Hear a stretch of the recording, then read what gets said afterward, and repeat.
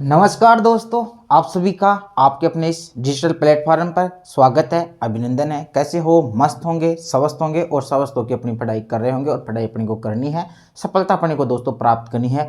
जैसा कि दोस्तों आपको बोर्ड पर दिख रहा होगा कि अपनी जो श्रृंखला है दोस्तों स्टैटिक्स की, सांख्यिकी एक श्रृंखला चल रही है और सांख्यिकी की श्रृंखला में दोस्तों अपन अध्ययन कर रहे हैं केंद्रीय प्रवृत्ति के माप।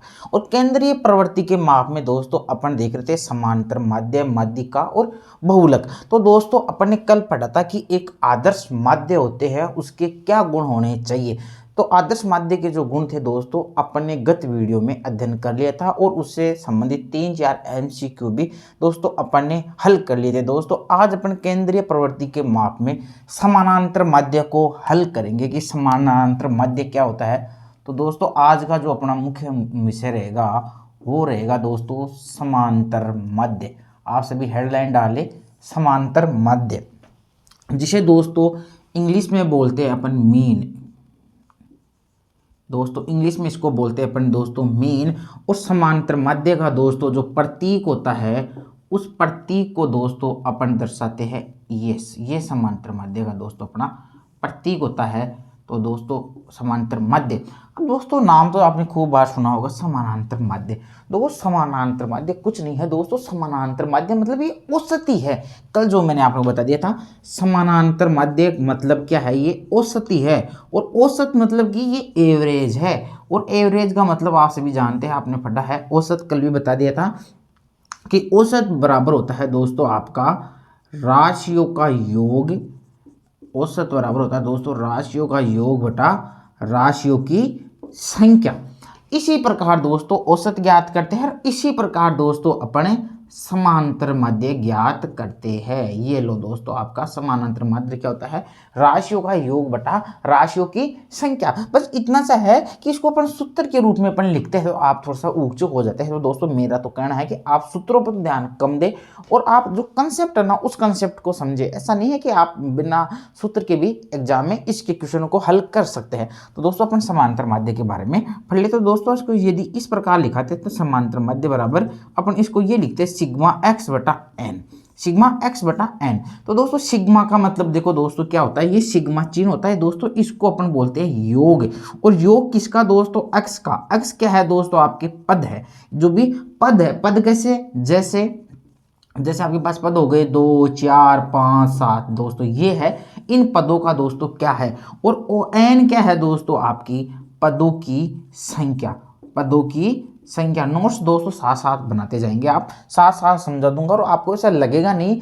एक कमजोर से कमजोर विद्यार्थी कोई भी हो दोस्तों, चाहे वो यदि फर्स्ट ग्रेड की है, यदि वो आर्ट्स बैकग्राउंड से है, उसको ये समझ में नहीं आ रहा तो मेरा वादा है वो ऐसा लगेगा कि वो सामने बोल रहा है और उसके डाउट्स नहीं होंगे। उन डाउट्स का उससे पहले ही मैं समाधान कर दूंगा, क्योंकि मेरी दोस्तों ऑफलाइन क्लास होती है उसमें मेरी विशेषता रहती है कि उन लड़कों को मैं कहता हूँ मेरे को चैप्टर एक बार पूरा कर लेने दो, बीच बीच में क्यूरी आ जाती है। यदि मैं कुछ छोड़ दूं, मैं जानता हूँ आपकी साइकोलॉजी सबकी पढ़ लेता हूँ माइंड में, मुझे पता है कहाँ बच्चे की दिक्कत आ सकती है, तो मुझे पता रहता है कहाँ आपकी प्रॉब्लम आएगी। तो मैं ऑफलाइन क्लास में भी मौका नहीं छोड़ता हूँ कि कोई क्यूरी कहीं से उठ के आए, क्योंकि मैं सभी क्वेश्चनों के जवाब दे देता हूँ। तो आप मेरे से ऑनलाइन पढ़ रहे हैं तो आपको इसे लगेगा ही नहीं कि आपकी ये चीज़ समझ में नहीं आ रही, क्योंकि मैं हर चीज़ क्लियर कर देता हूँ। मैं एक जीरो लेवल से चलता हूँ और एकदम टॉप लेवल पर दोस्तों आपको लेके चलूंगा। तो दोस्तों आप नोट्स बनाते जाएंगे।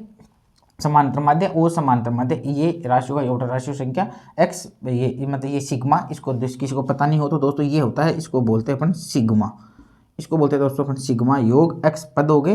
वैसे में आपने लिख लिया वो तो ठीक है, एक समांतर माध्य की छोटी सी परिभाषा भी लिखा देता हूँ, परिभाषा को ज़्यादा इंपॉर्टेंट नहीं है। लेकिन समांतर माध्य किस प्रकार ज्ञात है, समांतर माध्य sigma X upon N, N ये सभी चीज़ें मैंने आपको बता दी है। फिर भी दोस्तों अपन लैंग्वेज में आपको समांतर माध्य बता दीजिए। चलो यही लिख लो दोस्तों ना, मैंने सभी बता दिया कि समांतर माध्य को यदि आप लिखना चाहो तो लिख सकते हो। समांतर माध्य को औसत कहा जाता है, ये लिख सकते हो लैंग्वेज आप यदि लिखना चाहो तो। समांतर माध्य को दोस्तों क्या कहा जाता है, औसत कहा जाता है या औसत भी कहा जाता है, औसत भी कहा जाता है। अब दोस्तों अपन इसका अध्ययन करेंगे। ये समांतर माध्य की दोस्तों अपनी जो थी एक बेसिक कंसेप्ट था दोस्तों, अपन ने इसको समझ लिया। अब दोस्तों जैसे इस प्रकार कहा, अब सर जैसे अपन एक उदाहरण ले लेते हैं, क्योंकि ये गणित है दोस्तों और ये मैथमेटिक्स का पार्ट है और ये उदाहरणों से ही समझ में आता है। जैसे मैं कह दूं उदाहरण ले लिया मैंने, जैसे कि 2, 5, 7, 9 का औसत ओब्लिक समांतर मध्य ज्ञात करो। ये दोस्तों आपके पास क्वेश्चन आता है एग्जाम में। तो दोस्तों आप इसका कैसे करेंगे, आप लिखेंगे हल। आप जानते हैं समांतर मध्य कैसे भी कर सकते हैं दोस्तों। आप जानते हैं कि समांतर मध्य क्या होता है दोस्तों, राशियों का योग बटा राशियों की संख्या। तो भाई राशियों का मैं लिख दूं, राशियों का आप कहेंगे सर समांतर मध्य होता है, चलो पूरा लिख देता हूं।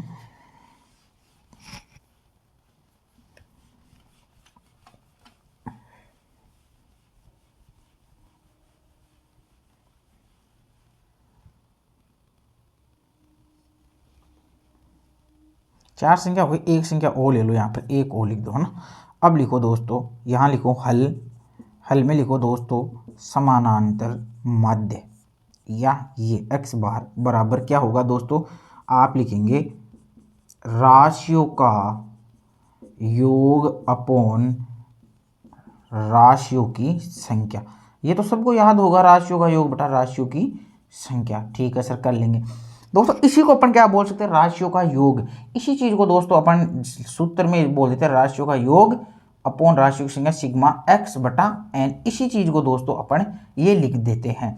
फिर दोस्तों अपन राशियों का योग कर लेते हैं। राशि क्या क्या है, 1 + 2 + 5 + 7 + 9 अपॉन राशियों की संख्या कितनी है, 1 2 3 4 5 5। फिर दोस्तों अपन योग करते, देखो 2 और 1 3, 5 3 8 और 7 15, और 15 और 9 दोस्तों कितने हो गए, यही है ना, 5 और 2 7, 7 14 और 1 15, 15 और 9 24 हो गए। कोई बात नहीं, 24 अपॉन 5, तो 2 5 2 10 4 5 अंटे 40।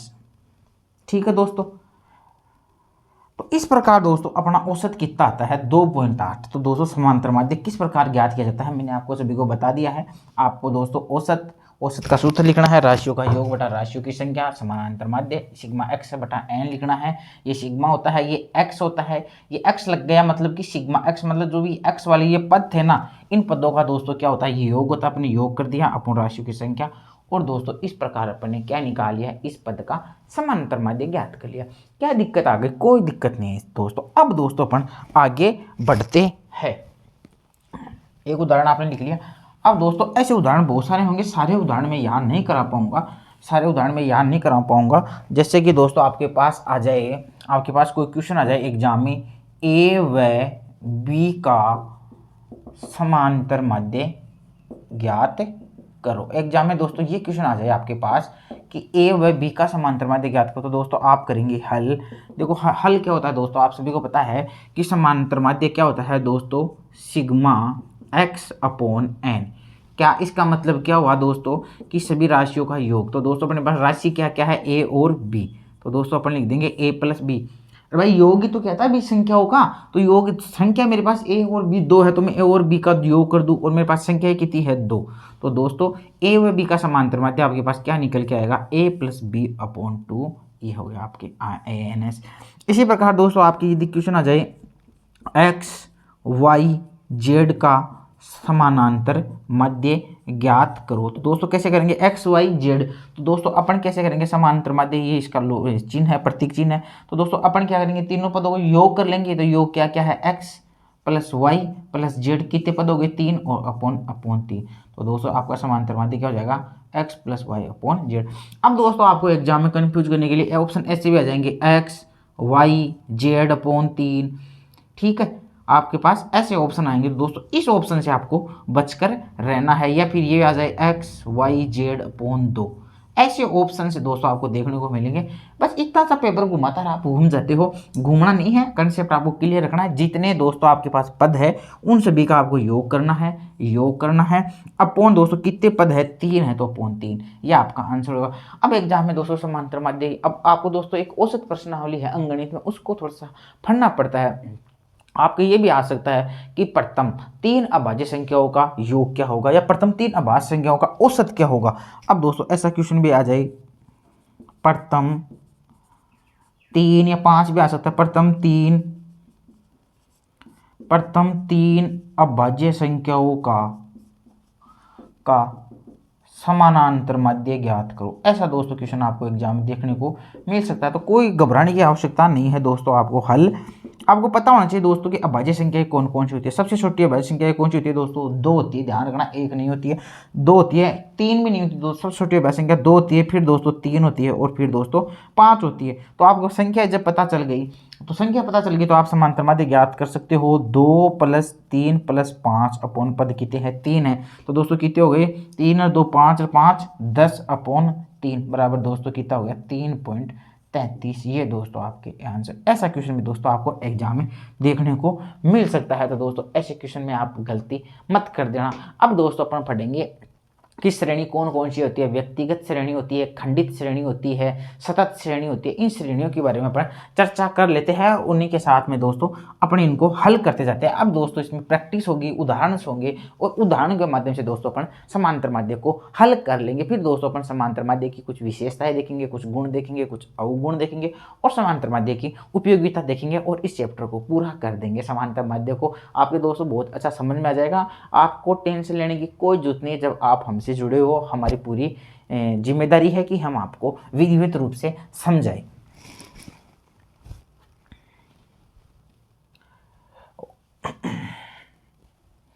ऐसा भी क्वेश्चन आ सकता है दोस्तों, जैसे कि मान लो कि आपको कोई संख्या, चलो एक क्वेश्चन और दे देता हूं, आपको कोई अज्ञात पद आपको ज्ञात करना हो। चलो वो बाद में ले लेंगे, फिर सभी साथ में ही ले लेंगे। आपके 2-3 उदाहरण आपके पास हो गए।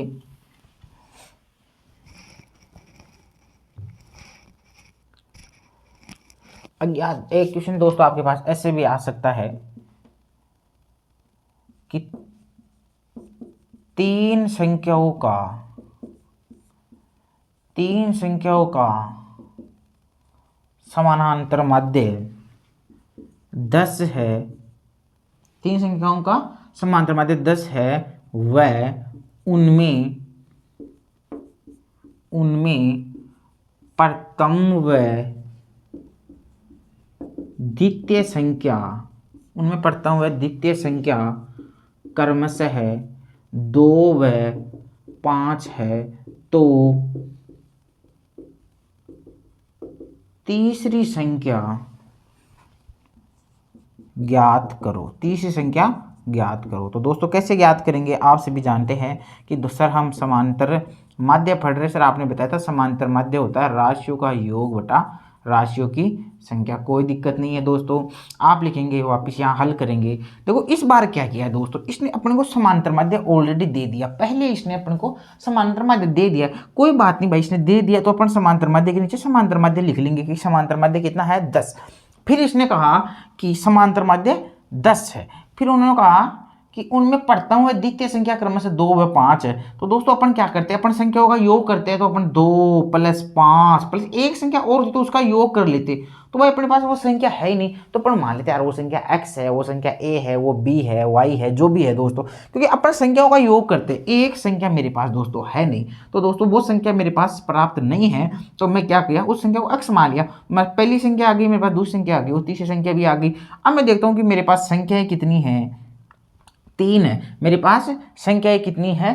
3 है। तो दोस्तों अब 3 हो गई। तो दोस्तों अब अपन उस पद की वैल्यू निकालेंगे। दोस्तों आप सभी जानते हैं इसके नीचे अपन 1 लिख देते तो कोई फर्क नहीं पड़ता है। फिर दोस्तों आप सभी जानते हो ये वज्र गुणा होता है। तो दोस्तों देखो वज्र गुणा करेंगे पहले तो, फिर तो अपन दोस्तों क्या करेंगे? पहले इसको जोड़ दो। देखो 5 और 2 7 और 7 में x जोड़ा तो कितना आ गया? 7 + x। दोस्तों ध्यान रखना 5 और 2 7 + x होता है दोस्तों, 7x नहीं होता। ध्यान रखना, यदि 7 को आप x से मल्टीप्लाई करते हैं तो आपके पास निकल के आता है 7x।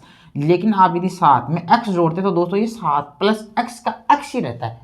ये 7 + x का x ही रहता है। जैसे कि आप दोस्तों 8 में y जोड़ो तो दोस्तों ये 8y मत कर देना इसको, ये 8 + y का y ही रहता है, बस जुड़ गया ये। ठीक है, तो मेरे पास ये जुड़ गया 5 और 2 7 + x मैंने लिख दिया। और ये 7 + x को मैंने 1 से गुणा किया तो मेरे पास क्या आ गया? 1 को किसी भी संख्या से गुणा कर लो दोस्तों, वो की वो संख्या आती है।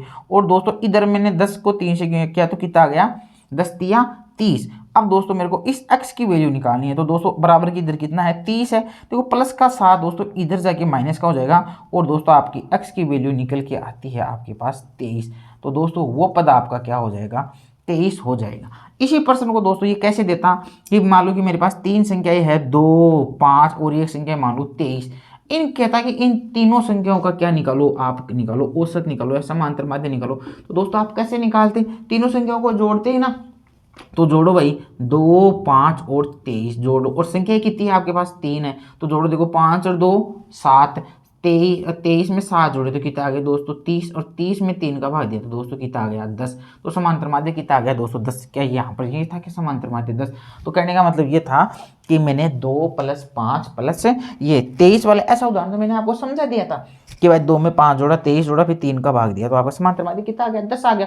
इस बार मैंने ये दिखा दिया आपको, समांतर माध्य दे दिया और एक पद मैंने आपको क्या कर दिया, गायब कर दिया। उससे समांतर माध्य कैसे ज्ञात कर सकते हैं, तो दोस्तों आप उससे इस प्रकार आपके एग्जाम में क्वेश्चन आपको देखने को मिलेगा कि तीन संख्याओं का समांतर माध्य 10 है, उनमें प्रथम व द्वितीय संख्या 2 व 5 है, तो तीसरी संख्या ज्ञात करो। घबराने की कोई आवश्यकता नहीं है, आपको पता है सर ने बताया था कि समांतर माध्य बराबर क्या होता है, राशियों का योग बटा राशियों की संख्या। आप जैसा जैसा सूत्र है उसमें अपने फॉलो करते जाएंगे दोस्तों। जैसा कि दोस्तों इसने कहा समांतर माध्य 10, तो मैंने समांतर माध्य 10 लिख दिया, बराबर इसने कहा कि राशियों का योग करना है, तो भाई राशि मेरे पास कौन कौन सी है, तो आपको सर मेरे पास तो 2 है, 5 है और तीसरी संख्या मुझे पता नहीं, तो अब मैं कहूँगा भाई आपको तीसरी संख्या पता नहीं तो आप x मान लो। तो दोस्तों मैंने इनको और बट्टे में संख्या कितनी है 3 है तो 3 लिख ली। फिर देखो देखो 10/1 ये मैंने फिक्स कर लिया, मैंने इसको कर लिया 5 और 2 7 + x, और 7 + x को 1 से गुणा किया तो आ गया 7 + x, 10 को 3 से गुणा कर दिया तो 30 आ गया दोस्तों। फिर दोस्तों मेरे को x की वैल्यू निकालनी थी, तो प्लस का 7 इधर जाके क्या हो गया, माइनस का हो गया, तो 30 में से 7 गए तो दोस्तों कितने आ गए 23 आपके पास आंसर निकल के आता है। कई बंदे ये भी कर देते हैं जल्दीबाजी में, यदि आपके पास वैल्यू आ गई 7x + x बराबर 30, तो x की वैल्यू निकालने के लिए वो 30 में 7 का भाग दे देते हैं दोस्तों, ये गलत हो जाता है। ये किस स्थिति में होता है दोस्तों, यदि ये 7x ये होता है ना 7x बराबर 30, तो दोस्तों ये चीज़ यहाँ गुणा होती है, यहाँ जाके ये चीज़ क्या हो जाती है, भाग हो जाती है। लेकिन दोस्तों ये यहाँ पर प्लस हो रहा है तो यहाँ जाके क्या हो जाएगा, माइनस हो जाएगा। इन चीज़ों का भी दोस्तों आपको ध्यान रखना है। तो दोस्तों समांतर माध्य का जो बेसिक कंसेप्ट था वो मैंने आपको अच्छी तरह से समझा दिया है, बिना टाइम वेस्ट किए आप मेरी बातों को समझ गए होंगे। आप जो वीडियो है उसको HD क्वालिटी में देखें, आप एडजस्टमेंट करें, आपको बहुत अच्छा समझ में आएगा।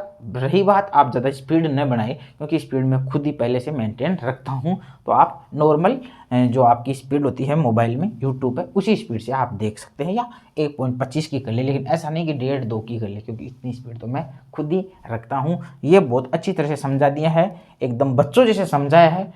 लेवल की तैयारी कर रहे हो फिर भी बच्चों जैसे समझा है, आपके समझ में आ गया होगा। इससे आगे दोस्तों अपन बढ़ते हैं।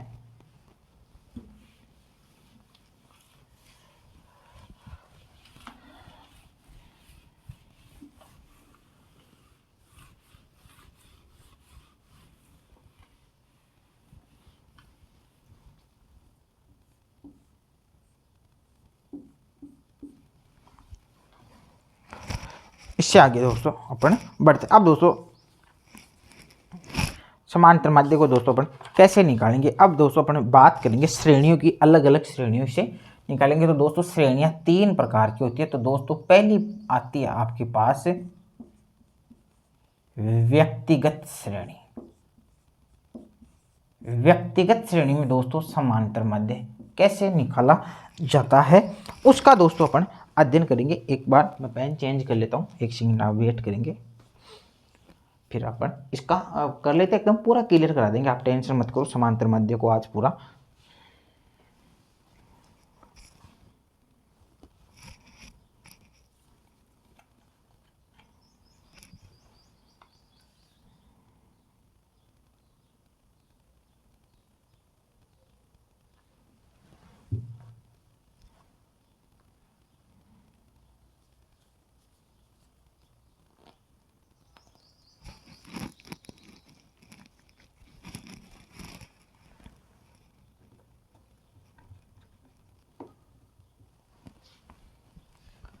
व्यक्तिगत श्रेणी के बारे में दोस्तों अपन अध्ययन कर रहे हैं। अब दोस्तों आपको ध्यान रखना, अब देखो व्यक्तिगत श्रेणी है, खंडित श्रेणी है, सतत श्रेणी, इनकी कोई परिभाषा नहीं है और अपन को परिभाषा के चक्कर में पढ़ना भी नहीं, ऐसा कोई क्वेश्चन भी नहीं आएगा। लेकिन अपन क्या इनका उदाहरण लेंगे, उदाहरण से प्रश्नों को हल करते जाएंगे तो आपके सारा चीज़ कंसेप्ट क्लियर हो जाएगा। क्योंकि उदाहरण से दोस्तों सबसे ज़्यादा समझ में आता है व्यक्ति के। तो व्यक्तिगत श्रेणी, जैसा कि दोस्तों अपन उदाहरण लेंगे, इसमें कौन सी व्यक्तिगत श्रेणी होती है, व्यक्तिगत श्रेणी किसे कहते हैं, उदाहरण भी करेंगे और समझते भी जाएंगे। जैसे मैं कह दूँ व्यक्तिगत श्रेणी, अब आप लिख देंगे जैसे 2 5 7, 2 5 7, ये क्या है, व्यक्तिगत श्रेणी है। या दोस्तों आप लिखो जैसे, या दूसरा और किसे कहते हैं व्यक्तिगत श्रेणी। कंफ्यूज मत हो जाना आप थोड़ी सी आगे वाले में जाके। व्यक्तिगत श्रेणी मतलब एकदम पर्सनल है, कोई दिक्कत नहीं। दो समय कह दूं कि एक, जैसे मैं कह दूं जैसे नाम है और दोस्तों इसके प्राप्तांक है।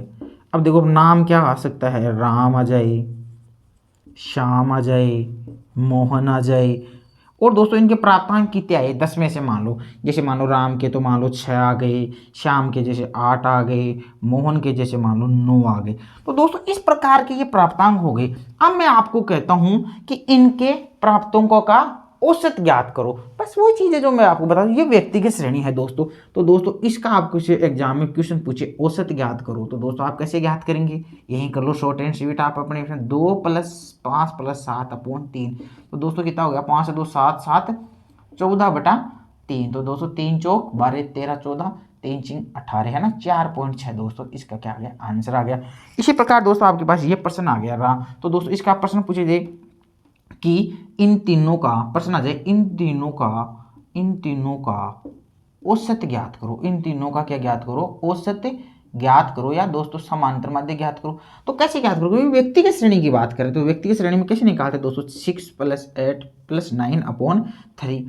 तो इनको दोस्तों आप जोड़ लो, कितने हो गए, 6 8 14, 14 10 25, 14 10 6 8 14, 14 10 24, 24 में से गए तो 23/3, 9 8 17 से 23। दोस्तों कितना हो गया, 3 7 21 22 23, 3 चिंग 18। तो दोस्तों कितना आ गया, 7.6। कोई दिक्कत। ये दोस्तों इस प्रकार की क्या होती है, जो आपकी व्यक्तिगत श्रेणी की बात है। इसी प्रकार दोस्तों व्यक्तिगत श्रेणी ये भी होती है, आप कंफ्यूज मत हो जाना दोस्तों। जैसे दोस्तों मैं इसे बोल दूं कि रोल नंबर, और इधर लिख दूं दोस्तों प्राप्तांक। अब रोल नंबर लिख दूं 1 2 3, रोल नंबर है। इनके प्राप्तांक किसी के 5 है, किसी के 6 है, और दोस्तों किसी के कितने हैं, 8 7 है मान लो, ठीक है। अब आप ये मत समझ लेना, मेरा कहने का मतलब है, मैं उदाहरण क्यों लिखा रहा हूं, क्योंकि आगे अपन डेप्थ में चलने वाले हैं। आगे क्या होता है दोस्तों, आपके पास क्या रहेगा, एक तो दोस्तों आपके पास x आएगा और एक दोस्तों आपके पास f आएगा। मेरी बात समझ में आ रही है, एक आपके पास x आएगा, एक आपके पास f आएगा। फिर दोस्तों अपन इन दोनों को गुणा भी करेंगे और वहां पर अपन दोस्तों fx करेंगे। तो अब कई बंदे क्या कर लेते हैं, इसको x और इसको f समझ लेते हैं। इसका भी मैं दोस्तों पूरा एनालिसिस आपको कराने वाला हूं। तो दोस्तों इसको x और इसको f कब समझते हैं मैं बताऊंगा, f क्या होती है वो भी फुल बताऊंगा मैं। तो ये ध्यान रखना कि ये दोस्तों नाम थे ना, उसी प्रकार ये भी दोस्तों एक तरह का नाम ही है, बस रोल नंबर लिखा है इन्होंने 1 2 3। भाई 1 नंबर के 5 नंबर आए हैं, 2 रोल नंबर के 6 नंबर आए हैं, 3 रोल नंबर के कितने आए, 7 नंबर आए। तो दोस्तों इनका मेरे को यदि औसत ज्ञात करना हो तो ये व्यक्तिगत श्रेणी है, ध्यान रखना। तो अब देखना, अब इनका औसत कैसे करेंगे, तो दोस्तों 5 + 6 + 7 अपॉन 3, 4 5 11, 11 7 18 अपॉन 3 बराबर दोस्तों आपका कितना आ गया, 6 आंसर आपके पास औसत आ गया। आपने इन चीज़ों को दोस्तों आराम से समझ लिया होगा। अब दोस्तों इससे आगे वाली स्टेप में चलते हैं। मेरी व्यक्तिगत श्रेणी पूरी हो गई। इस प्रकार मेरे को व्यक्तिगत श्रेणी का कोई एग्जाम में क्वेश्चन आता है तो दोस्तों आपको इस प्रकार कर सकते हो। अब दोस्तों अपन इससे आगे वाली श्रेणी में चलते हैं। उसमें दोस्तों अपन को किस प्रकार से प्रश्न को हल करना है। व्यक्तिगत श्रेणी आपकी कंप्लीट हो गई और मैं आपके लिए ये उदाहरण यहीं छोड़ देता हूँ जिससे आपको मैं समझाने में दोस्तों आपके कोई दिक्कत नहीं हो। मेरा इस प्रश्न में टाइम लेने का टारगेट क्या था। दूसरी श्रेणी लिखो दोस्तों आप, खंडित श्रेणी 2 नंबर की है दोस्तों। आपने अपने एक कर ली है पहले, व्यक्तिगत श्रेणी अपने कंप्लीट कर ली है। अपन आ गए हैं दोस्तों अब खंडित श्रेणी में, तो आप सभी लिखेंगे खंडित श्रेणी। आप सभी अब लिखेंगे दोस्तों खंडित श्रेणी। पहली बात तो अपन जानेंगे कि खंडित श्रेणी होती क्या है। खंडित श्रेणी होती क्या है,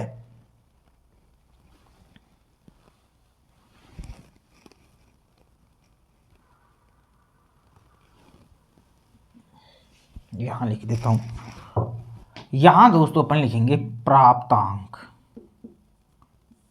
और यहां लिखेंगे अपन छात्र। अब दोस्तों देखो वही चीज यहां आएगी, इनमें थोड़ा थोड़ा आपको डिफरेंस अपने आप ही फील हो जाएगा। तो दोस्तों आप प्राप्तांक लिखेंगे एक बार, 1 2 3 4। अब दोस्तों ये प्राप्तांक करने वाले ये कितने छात्र थे, ये 2 छात्र थे, ये मान लो 4 थे, ये मान लो 5 थे, और ये दोस्तों आपका ये क्या था, 1 था, मान लो, कोई दिक्कत। अब आप होगे सर यहाँ भी देखो संख्या है दोनों तरफ, यहाँ भी संख्या है, ये क्या चक्कर हुआ सर, ये सर आपकी खंडित श्रेणी कैसी हो गई, ये तो सर आपने व्यक्तिगत श्रेणी बताई। अरे भाई ये क्या है, रोल नंबर है, ये नाम ही है एक तरह से, केवल इसमें ये डाटा ही फिक्स है, ये इसलिए व्यक्तिगत श्रेणी है। अब दोस्तों ये आती है खंडित श्रेणी। खंडित श्रेणी कैसे होगी दोस्तों, जहां इसके 2 भाग हो गए, जिसके इसके 2 भाग हुए, इसके भाग में दोस्तों एक श्रेणी और आएगी, उसको बोलते हैं अपने सतत श्रेणी। सर ये कौन सी होती है, अरे भाई आपने सुना नहीं क्या, 0 से 10, 10 से 20, 20 से 30, 30 से 40, इस प्रकार की दोस्तों जो श्रेणी होती है उसको अपन कौन सी श्रेणी बोलते हैं, सतत श्रेणी बोलते हैं। इसका मतलब दोस्तों ये व्यक्तिगत तो नहीं है, आप सब व्यक्तिगत कैसे नहीं है, देखो दोस्तों अब बात कंसेप्ट समझना, आप इन चीज़ों को जो नाम लिखा हुआ है उनसे आप इसका अर्थ निकालना।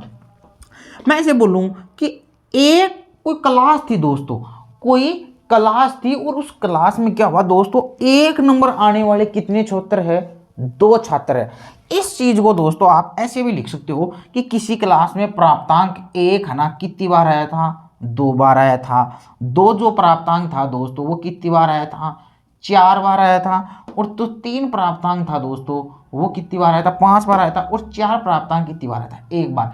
इस प्रकार मैं कहता हूं कि कोई क्लास थी, कोई क्लास थी, और दोस्तों उस क्लास में इन विद्यार्थियों के, ये विद्यार्थी थे, इतने कितने विद्यार्थी थे बताओ, देखिए कितने विद्यार्थी थे, छात्र, ये सारे विद्यार्थी नहीं, इनके नंबर आए तो छात्र ही हो गए ना, 1 2 3 4 5 6 7 8 9 10 10 11 और 1, ये 12 लड़के थे दोस्तों, कोई 12 लड़के थे, इनके ये नंबर आए। अब मैंने क्या किया भाई, ये नंबर इसके आए, मैंने कहा यार ऐसे क्यों मेहनत कर रहे हो आप, 1 नंबर आने वाले कितने लड़के हैं, 2, 2 नंबर आने वाले कितने लड़के हैं, 4, 3 नंबर आने वाले कितने लड़के हैं, 5, और 4 नंबर आने वाले कितने लड़के हैं, 1। मैंने इस श्रृंखला को थोड़ा छोटा बना दिया, इस श्रृंखला को मैंने क्या बना दिया, छोटा। क्या ये श्रृंखला यही है क्या, आप कहोगे सर वास्तव में ये संख्या तो एक है, कहने मतलब ये था। तो इस प्रकार क्या थे, इस प्रकार ये लड़कों के नाम थे। अब इनको रोल नंबर दे दो तो दोस्तों ये व्यक्तिगत श्रेणी बन गई। व्यक्तिगत श्रेणी कैसे होती है दोस्तों, इनको योग कर लो, इनका उत्तर वही आएगा। देखो जैसे देखो ये कितने हो गए, 5 15, 15 4 19, 19 4 23 2, ये 25 हो गए दोस्तों। और लड़के कितने थे, 12 थे। तो दोस्तों इनके औसत निकालेंगे तो 12 दूनी 24, बच गया 1, हो गया 10, मतलब 10 पॉइंट समथिंग मान लो, है ना, 10 पॉइंट समथिंग दोस्तों ये क्या थे, इनके औसत थे। 2 पॉइंट 12 दूनी 24 दोस्तों, ये इनका क्या था, औसत था। ये कितना हो गया, 12 दूनी 24, बच गया 2, नहीं सॉरी 12 दूनी 24, बच गया 1, हो गया 0, ज़्यादा नहीं 0 तो यहाँ लग गया आपका 0, और कितना हो गया 12 घंटे 96, ये दोस्तों इनका 2.08 दोस्तों इनका क्या आ गया, औसत आ गया। तो आप ऐसे भी निकाल लिया। लेकिन आपके एग्जाम में दोस्तों इस प्रकार का क्वेश्चन आपका, अब देखना आप एक बात निकल गया कि दोस्तों ये प्राप्तांक है ना, ये तो आपका था x, ये तो क्या था, प्राप्तांक भाई 1 नंबर प्राप्त करने वाला, एक प्राप्त 1 था, प्राप्तांक 2 प्राप्त करने वाले कितने थे, 4 थे, 3 प्राप्त करने वाले छात्र 5 थे, और 4 नंबर आने वाले दोस्तों कितने छात्र थे, 1 छात्र था। तो छात्र में रिपीटेशन हो रहा है ये। अरे भाई 2 प्राप्त करने वाले कितने थे, आपको 4 थे।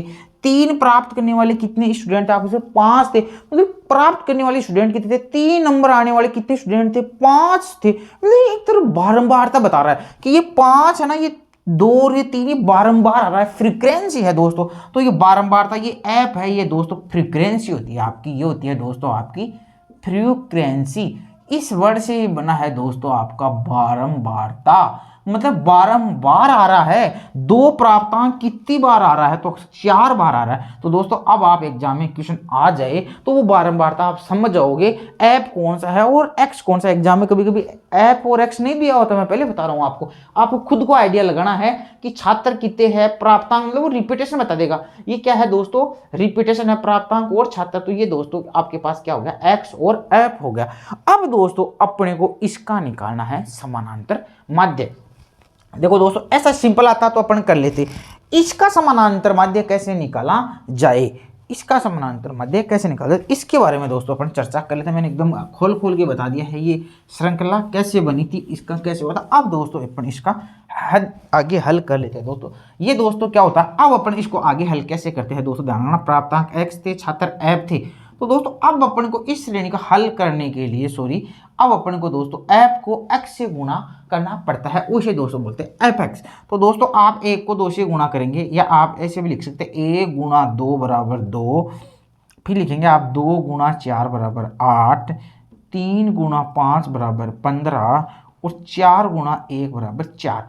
तो दोस्तों ये हो गया आपका एफ एक्स, और फिर मैं लास्ट में योग लगाऊंगा सिग्मा एफ एक्स, मतलब आप समझ गए होंगे सिग्मा यानी योग, और योग किसका करना है मेरे को, एफ एक्स का करना है। तो एफ एक्स का योग करेंगे दोस्तों, आप कितना हो गया 8 2 10, 8 2 10 और 15 8 10 25, 25 से 4, ये दोस्तों आपका कितना हो गया 29 हो गया है। अब दोस्तों अपन क्या करना है, अपन को इनका भी योग कर लेना है, बारंबारता का सिग्मा एफ कर लेते हैं दोस्तों। या दोस्तों यहाँ इसको अपन क्या बोलते हैं, बारंबारताओं के योग को एन से प्रदर्शित करते हैं। जैसा कि दोस्तों मैंने आपको क्या कहा था कि समानांतर माध्य का सूत्र क्या होता है बताएंगे, सिग्मा एक्स बटा एन। तो दोस्तों यहाँ ये एन ये संख्या है, अब ये मत ले लेना एन, आप ध्यान रखना, मैं या आप सूत्र में मैं अभी बताऊंगा। तो अब दोस्तों अपने को इनकी बारंबारता जोड़ो, 4 2 6, 6 5 11 और 1 12, ये कितनी हो गई दोस्तों 6 5 11 और 1 12 अपने पास आ गई। अपने शायद उस समय उसका योग 25 लगाया था, गलत लगा लिया था शायद। 2 एकम 2, 4 दूनी 8, 5 3 15 और 4 एकम 4, 8 2 10 15 10, 8 2 10 15 10 25 और 4 29, सही है। वहाँ शायद अपने गलत लगा लिया था, वापस लगाता हूँ मैं कैसे अपना गलत क्या हुआ था। 2 कितनी बार आया था, 2 बार आया था। 4 कितनी बार आया था, 2 बार आया था। अच्छा 5 कितनी बार आया था, 3 बार आया था। और 4 एक बार, अच्छा ये ज़्यादा लिख लिया था वहाँ पर, शायद दूसरा उदाहरण था वो। तो 2 और 2 4 4 4 8 4 12 और 5 17, 17 और 5 22, 17 और 5 22, 22 और 5 27 और 4 31। ये यार अलग कैसे आ रहा है, ये क्या चक्कर हुआ, प्राप्तांक ओके एक आने वाला, एक प्राप्तांक आने वाला तो 2 है, सॉरी 1 1, फिर 2 प्राप्तांक आने वाले कितने हैं 4 है, 1 2 3 4, फिर 3 आने वाले कितने हैं दोस्तों 5 है, 1 2 3 4 5, यही था वो शायद। और 4 आने वाले 1 ही है, कितना हो गया 2 2 2 4 2 6 2 8 2 10 10 3 13 और 3 16 और 3 19 19 और 3 22 और 3 25 और 4 29, ये होगा सही। थोड़ा सा वो मिस्टेक हो गया, पता नहीं कौन सा डाटा लिख लिया था। ये उस प्रकार मैंने आपको व्यक्तिगत श्रेणी में समझा दिया था कि इसको अपन कैसे लिख सकते हैं। इस प्रकार भी दोस्तों अपन लिख सकते हैं। अपन पद कितने थे 1 2 3 4 5 6 7 8 9 10 11 12, ये दोस्तों ये 12 ये सही है। वो अपने भाग दिया था दोस्तों, वो गलत था, इसका मतलब ध्यान रखना। ये आएगा 12 दूनी 24, 24 और 5 29 हो गए 50, पॉइंट 12 चौक 48, 2.4 आंसर आएगा दोस्तों। वो थोड़ा मिस्टेक हो गई, कोई बात नहीं, तो आप समझ गए होंगे। तो इस प्रकार दोस्तों अपन क्या कर रहे हैं, अपन को कुछ नहीं करना, ये तो मैंने एकदम डिटेल से आपको समझाया है। खानी कुछ नहीं है, खानी इस प्रकार का यदि एग्जाम में क्वेश्चन आएगा, आता है और आएगा, आपको टेंशन लेने की जरूरत नहीं है। प्राप्तांक होगा ऐप होगा, आपको ऐप को एक्स से गुणा करना है, 2 एकम 2 4 दूनी 8 5 3 15 4 एकम 4, सिग्मा एफ एक्स इनको जोड़ लो 29 और सिग्मा एफ जोड़ लो 12। अब दोस्तों अपन को निकालना समांतर माध्य, आप सूत्र लिखेंगे समांतर माध्य बराबर sigma F X upon sigma N. ये दोस्तों आपको सूत्र डालना है, या दोस्तों सॉरी सिग्मा एन ही, आप इसको एन ही लिखेंगे, लेकिन ये सूत्र दोस्तों आपको समझ में नहीं आएगा। अब एन के चक्कर में आप थोड़ा कंफ्यूज हो जाओगे, तो दोस्तों इस एन के पास आप ये लिख सकते हो या सिग्मा एफ। ये दोस्तों अपन को क्या करना है, यहाँ फ्रीक्वेंसी का योग करना है, इतना सा आप ध्यान रखना है, यहाँ मेरे को फ्रीक्वेंसी का योग करना है। अब दोस्तों आप इसको हल कर लेंगे, सिग्मा एफ एक्स कितना आया था 29, एन कितना आया है। देखो दोस्तों एन क्या होता है, एक दोस्तों व्यक्तिगत श्रेणी होती है ना, जिसे मैं कहूँ 2 4 7, इसको जोड़ो तो दोस्तों जब तो एन क्या होता है अलग होता है, जब तो ये होता है देखो 4 2 6 6 12 7 19 अपॉन पद कितने 1 2 3 4, तो अपन एन यहाँ मानते हैं। अब दोस्तों एन अपन को लेनी तो संख्या ही है, एन यानी नंबर लेना है, लेकिन आप जल्दीबाजी में से मत करना 1 2 3 4, नहीं भाई, संख्या लेनी है, एन यानी नंबर लेना है। और नंबर किसका लेना है? छात्रों का लेना है, छात्रों की संख्या कितनी है। अरे भाई सूत्र क्या होता था? राशियों का योग बटा राशियों की संख्या। तो राशि है अपने छात्र कितने हैं, तो दोस्तों आप ऐसे भी जोड़ सकते हो, भाई छात्रों की फ्रीक्वेंसी नहीं बता रहा था क्या भाई, 1 नंबर आने वाले 2 छोरे हैं, 2 प्राप्तांक करने वाले कितने लड़के हैं, 4 है, 3 प्राप्तांक करने वाले कितने लड़के हैं, 5 है। तो ये लड़के कितने हो गए? 4 2 6 5 11, एक ये 12। तो इसका मतलब ये क्या है दोस्तों? 12। एक तो आप इसे देसी से लगा सकते हो, एकदम देसी इलाज कर सकते हो इसका, या फिर आप इसको सिग्मा एफ लिख सकते हो। तो सिग्मा एफ कितना हो गया? 12 हो गया। तो दोस्तों इसका हल कितना हो जाएगा? 12 दूनी 24, 24 से 5 29 हो गया 50, 12 चौक 48। तो दोस्तों इसका भी आंसर कितना आ जाएगा? 2.4। तो ऐसा क्वेश्चन आएगा दोस्तों एग्जाम में आपको, इस प्रकार बनी हुई आएगी टेबल एक ऐसे, और फिर ऐसे यहाँ दोस्तों आपके पास छात्र वो लिखेंगे, ऐसा क्वेश्चन आएगा। इजी सा क्वेश्चन आएगा, एकदम गलत मत कर देना प्लीज, मैंने बहुत अच्छी तरह से आपको समझा दिया है। तो दोस्तों ये कौन सी श्रेणी थी? आपकी खंडित श्रेणी थी। खंडित श्रेणी को भी दोस्तों मैंने आपको समझा दिया है, और इसे दोस्तों समानांतर माध्य किस प्रकार लिया जाता है, इस चीज़ को दोस्तों अपन ने अच्छे से देख लिया है। अब दोस्तों अपन बात करेंगे सतत श्रेणी। तो अब तीसरी दोस्तों आप हेडलाइन लगाएंगे, अपन कौन सी श्रेणी के बारे में बात करेंगे? अब सतत श्रेणी के बारे में बात करेंगे।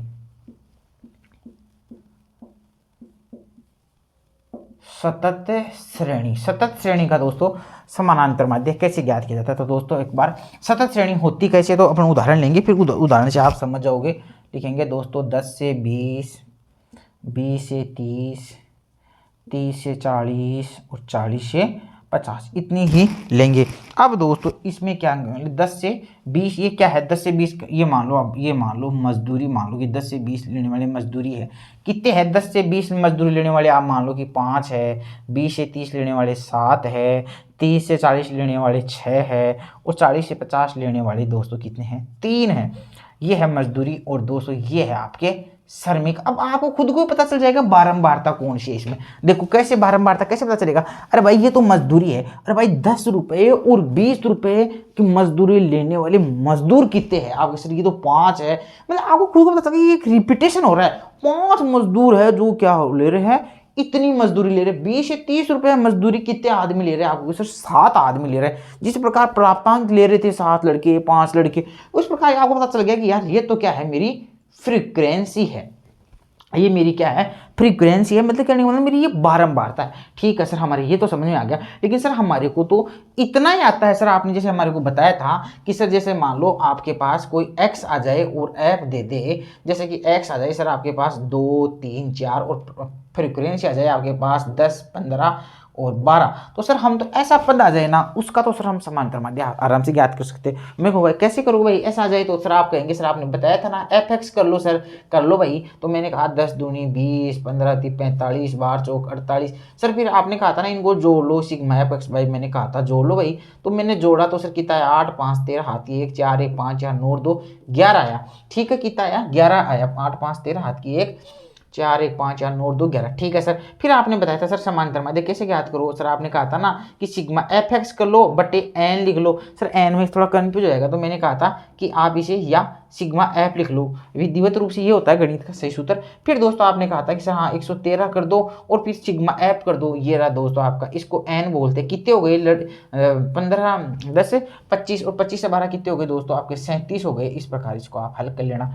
सर हम ऐसा तो कर लेंगे, लेकिन सर ये क्या आ गया इस बार? भाई कुछ नहीं आया, आपको ये आता है ना, आप इस फॉर्मेट में इसको लेके आ जाओ। ये सतत श्रेणी है दोस्तों, ये सतत श्रेणी है, इसको आप इस फॉर्मेट में लेके आओ। सर कैसे लेके? मैं कह रहा हूँ इनके मध्यमान निकालो। आप क्या निकालो? मध्यमान। सर ये कैसे निकाला जाता है? अरे भाई मध्यमान कैसे निकाला जाता है? इन दोनों को जोड़ लो और 2 का भाग दे दो, कुछ नहीं है। मध्यमान कैसे होता है दोस्तों? इसको और इसको जोड़ लो, और दोस्तों क्या था, या किसी भी जो वर्ग होता है दोस्तों उसका निम्न वर्ग और उच्च वर्ग दोनों को जोड़ लो और 2 का भाग दे दो। ऐसा भी एग्जाम में क्वेश्चन आ सकता है। तो दोस्तों देखो ये माइनस नहीं, ये डेस होता है दोस्तों। तो देखो दोस्तों कैसे निकालेंगे? आप एक्स निकालेंगे, यहाँ पर अपन एक्स निकालेंगे। तो कैसे निकालेंगे? देखो 20 और 10, चलो मैं एक बता देता हूँ आपको, 20 + 10 / 2। तो 20 और 10 30। तो मध्यमान दोस्तों इसका कितना आ गया? 15 आ गया। ये यहाँ लिख लो एक्स आप, है ना। इस प्रकार दोस्तों इसका कितना आ गया? 15 आ गया। इसका कितना आ जाएगा? 20 और 20 कितना होता है दोस्तों? 30 और 20 50, 50 का आधा कितना हो गया? 25 हो गया। 40 से 30 70, 70 का आधा कितना हो गया दोस्तों 35 हो गया। 50 40 90, 90 का आधा कितना हो गया दोस्तों 45 हो गया। अब दोस्तों आपके पास एफ भी आ गया और एफ भी आ गया और एक्स भी आ गया। अब दोस्तों अपन इसकी क्या निकाल सकते हैं, अब दोस्तों इसको एफ को क्या करेंगे एक्स से गुणा करेंगे। तो देखो ये 5 है, ये आप समझ गए, मैंने समझा है तो आप कंफ्यूज नहीं होंगे आप। देखो दोस्तों अब अपने पास एफ और एक्स की श्रृंखला नजर आ रही है आपको बनती हुई, आ रही है ना। देखो दोस्तों समझ में तो आ रहा है ना। अरे भाई कुछ नहीं किया, ये दिया हुआ था, इनका मैंने आधा किया है, अब इसको इससे गुणा कर दो, एफ एक्स बना लो। देखो दोस्तों कर दो, 15 5 75 और 7 5 35, 7 कितना हो गया 175 का 25 150 25 175 और 35 का कितना हो गया 200 210 हो गया क्या, और 245 कितना हो गया 135 हो गया है। तो दोस्तों अब दोस्तों अपन क्या करेंगे, इनका योग कर लेंगे सिग्मा एफ एक्स।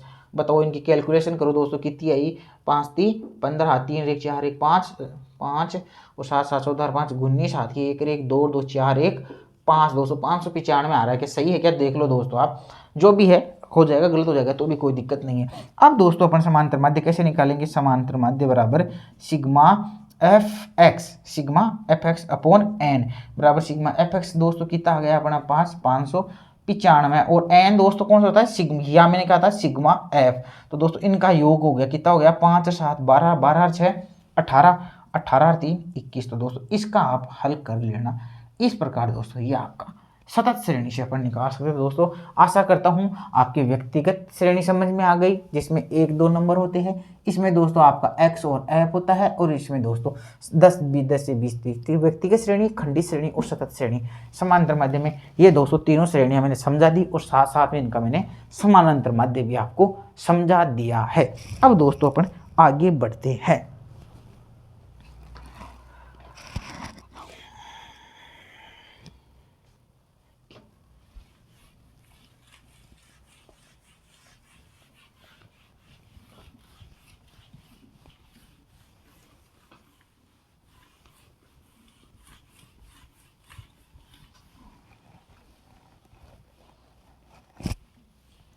अब दोस्तों अपने पास एक छोटा सा क्वेश्चन और आ जाए, मान लो कि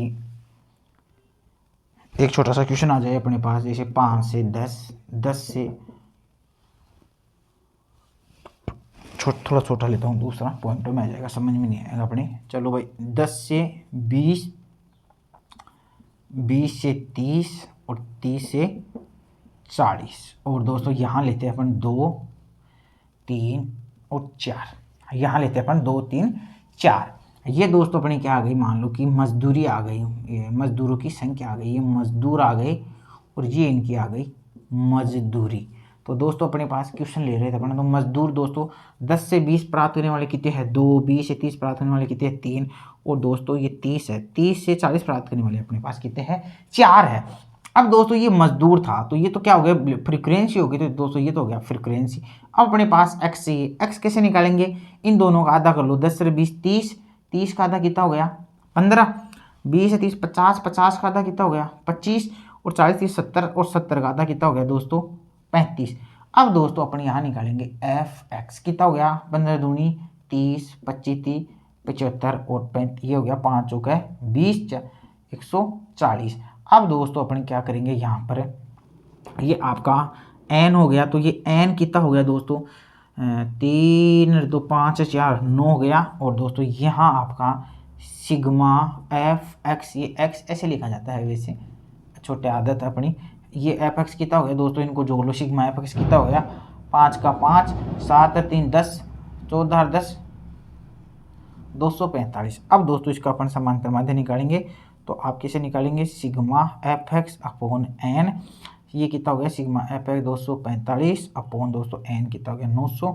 अब दोस्तों इसका अपन भाग देते हैं, कितना आता है, कटेगा नहीं, 9 18 9 दूनी 18 18 से 19 20 6 बच गए 9 संते 63 64 65 9 दूनी 18 9 दूनी 18 27.22 दोस्तों इसका मेरे पास क्या आ गया समानांतर माध्य आ गया। दोस्तों अपन इसको ऐसे भी कर सकते हैं। अब दोस्तों अपन जैसे कि मान लो इसको यही इसी में समझाऊंगा, इसी प्रश्न को दोस्तों अपन जैसे कल्पित माध्य विधि से करें तो कैसे करेंगे कल्पित माध्य विधि। तो कल्पित माध्य में किसी चीज को अपन को क्या मानना है, एक माध्य मानना है, कल्पित माध्य मानना है और दोस्तों उससे अपन को हल करना है। तो दोस्तों उसका अपन हल करते हैं। यहीं पर इसी प्रश्न को एक बार आप वापस लिख ले।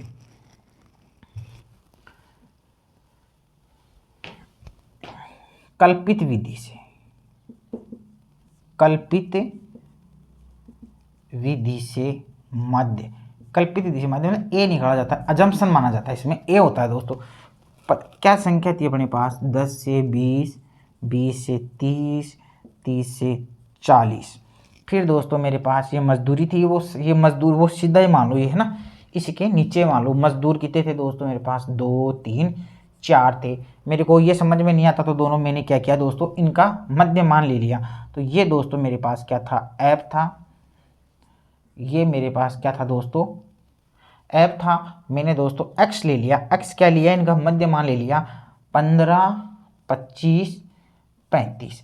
अब दोस्तों आपको ये बड़ी बात ध्यान रखने लायक है, ये आप उतार लिया होगा दोस्तों, उतार लेना इसको। ये 245/9 था, ये यहाँ लिख देता हूँ, 245/9 बराबर 27.22 से आया था ना आंसर। ठीक है, अब दोस्तों अपन क्या करेंगे इसमें, अब अपन कल्पित माध्य कुछ भी ले लेंगे और कल्पित माध्य में दोस्तों अपन कल्पित माध्य डी बराबर दोस्तों अपन सूत्र में लिखते चलेंगे x माइनस ए।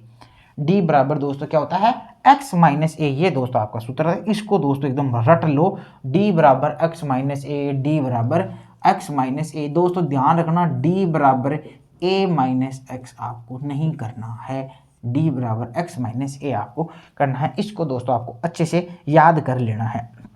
अब दोस्तों अपन को d की वैल्यू इनमें सभी में निकालनी है, d की वैल्यू अपन इन तीनों में निकालनी है। तो दोस्तों अपन देखेंगे कि x माइनस ए, दोस्तों अपन x तो अपना पास है ही पद, भाई x तो अपने पास 15, 25, 35 ऑलरेडी है, बिल्कुल है, माइनस माइनस माइनस भी है।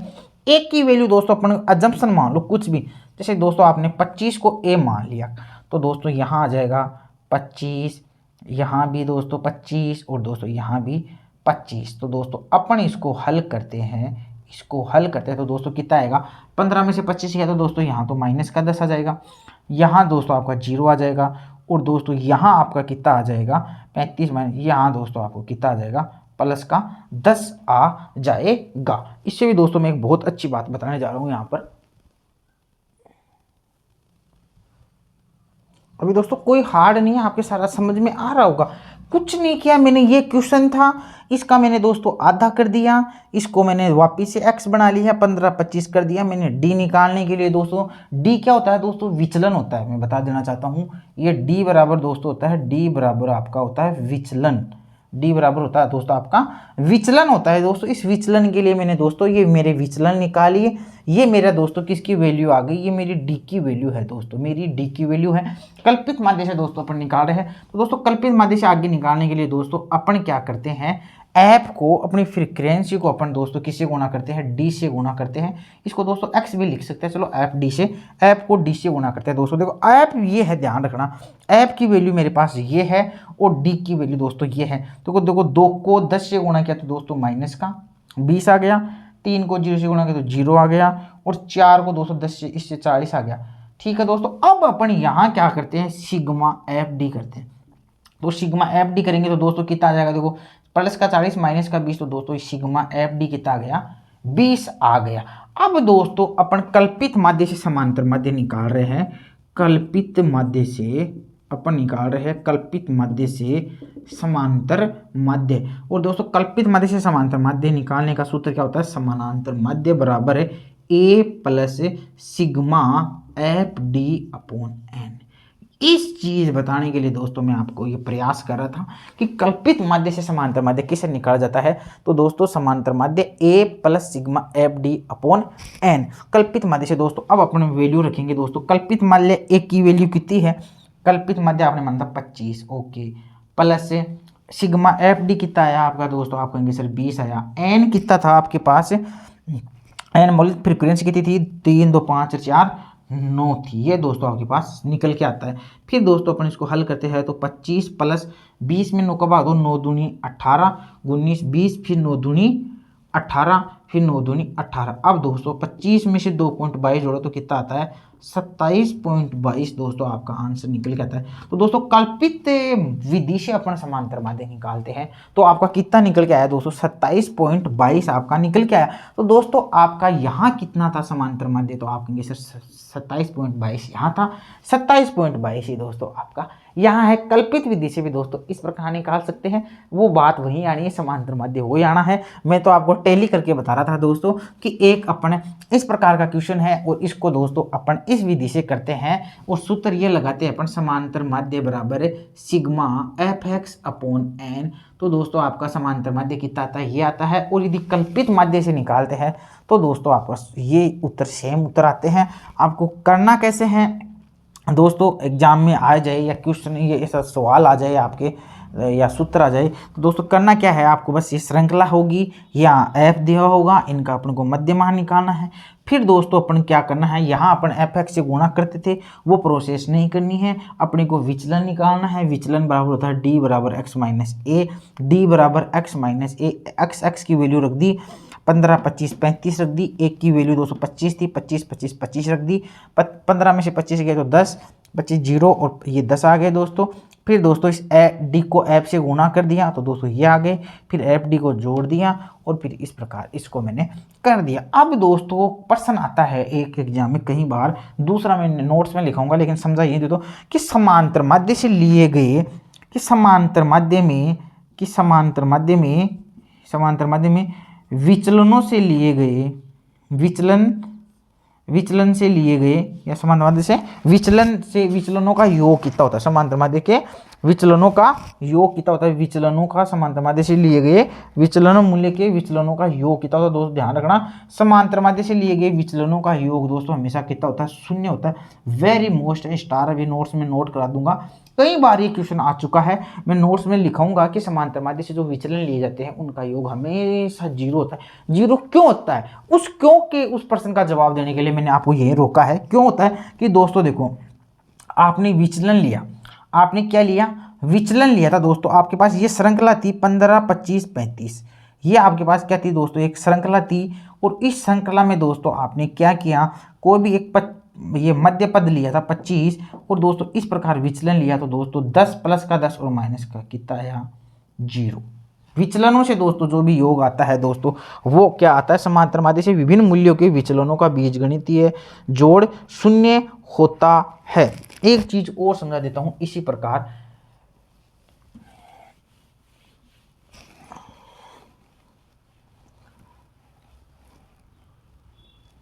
लेकिन दोस्तों वो अपने को समानांतर माध्य से लेना है। ये दोस्तों वैसे अपना विचलन था, ये किससे था, ये तो अपने कल्पित माध्य से एक बीच का पद लिया था और फिर दोस्तों अपने इसका क्या किया था, विचलन लेके किया था, लेकिन वो अपने को समांतर माध्य से लेना है, सॉरी ये नहीं लेना है, कोई बात नहीं, आगे बता देता हूँ मैं। फिर भी यहाँ तक दोस्तों आपको समझ में आ गया होगा। अपने खंडित श्रेणी सतत श्रेणी से दोस्तों अपने समानांतर माध्य ज्ञात कर लिए हैं। अब मैं दोस्तों समांतर माध्य के आपको कुछ उदाहरण और करा देता हूँ एक दो, जिससे आपकी थोड़ी सी चीज़ क्लियर हो जाए। ये क्वेश्चन भी दोस्तों कई बार एग्जाम में पूछा जाता है, ऐसा क्वेश्चन भी। देखो दोस्तों 100 छात्रों के औसत प्राप्तांक 40 थे, क्वेश्चन आ जाए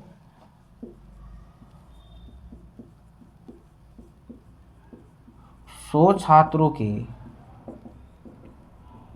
औसत प्राप्तांक 100 छात्रों के औसत प्राप्तांक 40 थे।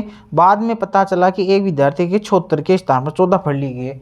बाद में पता चला, शॉर्ट में लिख लो, बाद में पता चला कि 76 के स्थान पर 14 फंड लिए गए। तो सही समांतर माध्य ज्ञात करो। तो सही औसत प्राप्तांक ज्ञात करो। ये क्वेश्चन भी दोस्तों एग्जाम में कई बार आता है, इसको दोस्तों अपने को हल करना है। हल क्या प्रश्न था, पहली बात तो आपको पता होना चाहिए कि अपन औसत पढ़ रहे हैं। औसत का प्रश्न आता है, औसत आता है, औसत का आपको पता है, औसत बराबर होता है राशियों का योग बटा राशियों की संख्या। तो दोस्तों मेरे को ये पता होना चाहिए कि औसत पढ़ रहे हैं अपन, औसत का सूत्र होता है राशियों का योग बटा राशियों की संख्या। सर कर लेंगे, कोई दिक्कत नहीं है। ये प्रश्न क्या करता है, 100 छात्रों के औसत प्राप्तांक कितने थे भाई, 40 थे। तो औसत दे दिया इसने, औसत कितना दे दिया, 40 दे दिया। छात्र कितने दे दिए, 100 दे दिया। योग इसने अपने को दिया नहीं, तो योग नहीं दिया तो इसके नीचे मैं 1 लगा लूं, वज्र गुणा कर लूं, योग को 1 से गुणा कर लूं तो योग ही आएगा दोस्तों, या इसको x मान लो, और 40 को 100 से गुणा कर दो, 40 इंटू 100 ये बराबर आ जाएगा दोस्तों आपका 4000। इसका मतलब इस संख्या का योग कितना था दोस्तों, 4000 था। अरे भाई औसत निकाल रहे हैं, औसत में क्या होता है, योग होता है, संख्या होती है, औसत, तीन तो चीज होती है। इस प्रश्न में मैं ये बोल देता कि एक ये योग कितना था, 4000 था, योग कितना था, 4000 था, और लड़के कितने थे, 100 थे। तो भाई औसत निकालो तो औसत कितना था, 40 था। ये रहा 40। प्रश्न को घुमा दिया गया, आपको घूमना नहीं है, मैंने आपको समझा दिया है। अब दोस्तों अपने क्या किया, योग निकाल लिया। भाई एक प्रश्न था कि 100 छात्रों के औसत प्राप्तांक कितने थे, 40 थे। तो मैंने कहा कि यार 100 छोरों के थे, 100 लड़कों के 40 अंक थे, तो सारे योग कितना हो गया, सारे कितना हो गया, तो 40 को मैंने क्या किया दोस्तों, 100 से गुणा कर दिया। तो टोटल योग कितना हो गया दोस्तों, मेरा 4000 मेरे पास निकल के आ गया है। अब ये पता चला ये भाई योग कितना हो गया, अरे भाई 100 लड़के थे, उनके औसत प्राप्तांक कितने थे, 40 थे। तो मैं कहूँ इन 100 लड़कों को मिला कि कितने अंक बने इनके, तो आपको सर 4000 मिले। फिर बाद में पता चला कि 76 वाले अंक के स्थान में 14 अंक ही पढ़े। पढ़ना तो था मेरे को 74, और मैंने पढ़ा कितना, 14। मैंने क्या किया, 74 की जगह 40 पढ़ लिया। अरे दादा भाई 34 से 14 पढ़ लिए तो आपने कितने भूल गए, तो आप कहोगे सर हम तो 4 में से आ गए, तो सर हम 60 नंबर भूल गए, 60 अंकों को अपन क्या भूल गए। तो मैंने कहा 60 अंकों को भूल गए, कोई बात, तो अब ले लो, तो सर ले लो। तो फिर इसका मतलब दोस्तों 4000 तो पहले से था ही, और अपन 60 को भूल गए, तो 60 और ले लेंगे। तो अब टोटल संख्या कितनी हो गई दोस्तों, योग 4000, 60 हो गया। अब सही ये था, इसका औसत कितना होगा, तो आपके सर 4060 था। आपके पास लड़के कितने थे, आपके पास लड़के तो मेरे पास 100 ही थे। तो दोस्तों इसका सही औसत कितना हो जाएगा, 100 का भाग अपन 4060 में देंगे तो 2 पॉइंट से हटते हट जाएगा। तो दोस्तों सही औसत कितना आ जाएगा, 40.60 आ जाएगा। ऐसे क्वेश्चन भी एग्जाम में देखने को मिलते हैं। तो दोस्तों अपन इस क्वेश्चन को भी ऐसे कर लेंगे, समझ में आ गया होगा। 100 छात्रों के औसत प्राप्तांक 40 थे, जो चीज़ें थी अपने सूत्र में लिख दी, औसत 40, योग का योग 100 का 100, योग को 1 से गुणा कर लिया योग या x कर लो, और 40 को ये कर लिया 4000। फिर मेरे को पता चला कि 74 के स्थान पर मैंने 14 ही पढ़ा, मैंने कितना कम पढ़ा, 60 कम पढ़ा, तो 60 अब जोड़ दो भाई, 4060 लड़के कितने थे, 100 थे, भाग दिया तो 40.60 आ गया। समझ गए होंगे दोस्तों आप आराम से। अब दोस्तों अपन नेक्स्ट करते हैं, क्योंकि दोस्तों आपका समझना अति आवश्यक है, और टाइम को देखते हुए अपन टाइम वेस्ट नहीं करना चाहते, आप समझ रहे होंगे मेरी बातों को। अब इसके आगे दोस्तों अपन 1-2 क्वेश्चन और कर लेते हैं।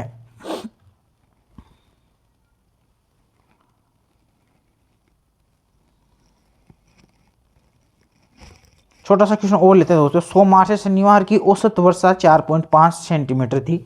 लिखेंगे दोस्तों, सोमवार से शनिवार की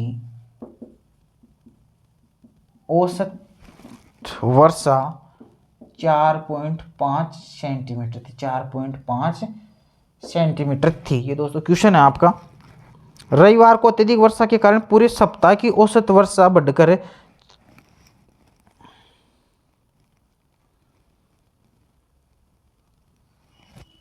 यहां लिखेंगे दोस्तों पूरे सप्ताह की औसत वर्षा 6 सेंटीमीटर। 6 सेंटीमीटर क्वेश्चन है, रविवार को कितनी वर्षा हुई, रविवार को कितनी वर्षा हुई, इसका दोस्तों अपन हल करते हैं। प्रश्न में अपन को क्या क्या दे रखा है, सोमवार से शनिवार की औसत वर्षा। देखो भाई सोमवार से लेके शनिवार तक कितनी बरसात हो गई, आपके पास 4.5 सेंटीमीटर हो गई। कड़े हम सोमवार, मंगलवार, बुधवार, बृहस्पतिवार और शुक्रवार और शनिवार। कहने का मतलब दोस्तों ये सोमवार से शनिवार मतलब कि आप यहाँ क्वेश्चन लिख लीजिए 6 दिन की दोस्तों कितनी बरसात हो गई, 4.5 हो गई क्या, 6 दिन की हो गई 4.5। अब मैं आपको फिर बता देता हूँ दोस्तों यहाँ इसने अपने को दे दिए दिन 6 और दोस्तों यहाँ इसने दे दिया औसत। अब आपको निकालना है योग। योग कैसे निकालते हैं? योग के लिए दोस्तों औसत में अपन क्या करते हैं, मल्टीप्लाई करते हैं। सर कैसे करते हैं आप, क्या ऐसे भाई कितनी बार बता दिया भाई, औसत बराबर क्या होता है, राशियों का योग बटा राशियों की संख्या। औसत को निकालने के लिए दोस्तों आपको यदि योग निकालना है 1 से मल्टीप्लाई हो जाएगा और औसत को संख्या से गुणा कर दो। क्या मेरे पास ये औसत है, क्या मेरे पास सोमवार से शनिवार के 6 दिनों की संख्या है? तो दोस्तों 6 दिन की, अब मैं कहूँगा तो यहाँ आप लिख सकते हो दोस्तों 6 दिन में कुल बारिश, 6 दिन में कुल बारिश दोस्तों कितनी हो गई बताइए 6 दिन में? आप कहेंगे सर 6 को आप गुणा कर दो 4.5 से, तो दोस्तों बताओ कितनी हो गई, 6 5 30, 6 चौका 30, दोस्तों 27 सेंटीमीटर आपकी बरसात हुई। सोमवार, मंगलवार, बुधवार, शुक्रवार, शनिवार को ढंग से 6 दिन बढ़िया बारिश हुई और टोटल बारिश कितनी हो गई दोस्तों, 27 सेंटीमीटर हो गई। समझ गए होंगे। आगे अपन क्या बता रहा है कि सर पूरे सप्ताह यानी 7 दिन, 7 दिन में दोस्तों कितनी बारिश हुई? आप कहेंगे सर 6 सेंटीमीटर। इसका मतलब आप लिखेंगे 7 दिन में कुल बारिश, 7 दिन में कुल बारिश भाई कितनी हुई, दिन कितने 7, और दोस्तों औसत कितनी हुई थी 6 सेंटीमीटर, तो 7 × 6, तो दोस्तों टोटल बारिश कितनी हो गई 7 दिन में, 7 दिन में तो 42 हुई, लेकिन सोमवार, मंगलवार, बुधवार, शुक्रवार, शनिवार को दोस्तों टोटल कितनी हुई 27 हुई। तो रविवार को कितनी हुई? तो दोस्तों रविवार को जो अंतर है वो दोस्तों रविवार को जाएगी। आप लिखेंगे अतः रविवार को बारिश हुई, अतः रविवार को बारिश या वर्षा कितनी हुई? तो दोस्तों अपन निकाल देंगे 42 में से दोस्तों 27 निकाल देंगे, तो दोस्तों निकाल दो 12 में से 7 गए तो कितने आ गए 5, ये 15 सेंटीमीटर बारिश हुई दोस्तों। ये आपका एक उत्तर हो गया। आशा करता हूँ आपके समझ में आ गया होगा। अब दोस्तों अपन ये हो गया अपना समांतर माध्य, अपने कल्पित विधि से भी अपने कर लिया है। और भी दोस्तों समांतर माध्य से बहुत सारे हैं, और भी इसका लंबा चलता रहता है, लघु विधि से, लेकिन अपन को उन चीज़ों में नहीं जाना है। आपको इतना करना है, इतना आपको समझ में आ गया होगा। अब समांतर माध्य से संबंधित अपन कुछ महत्वपूर्ण बातें और लिख लेते हैं, ऐसी बातें भी एग्जाम में पूछी जाती है। तो दोस्तों उन चीज़ों का अपन थोड़ा सा और अध्ययन कर लेते हैं।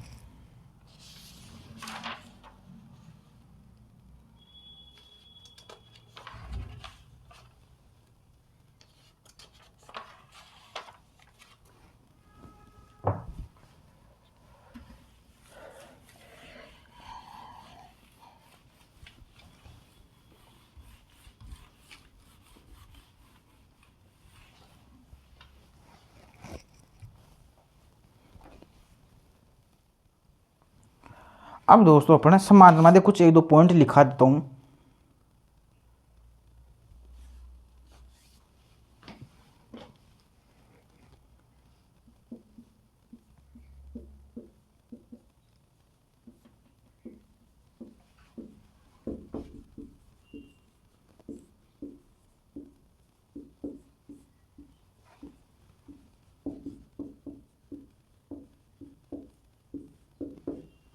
समांतर माध्य से उतारो दोस्तों, समांतर माध्य से विभिन्न मूल्यों के विचलनों का जोड़ शून्य होता है। अर्थात समझाऊंगा दोस्तों मैं आपको सारा, अर्थात सिग्मा कोष्टक में x माइनस x बार बराबर 0,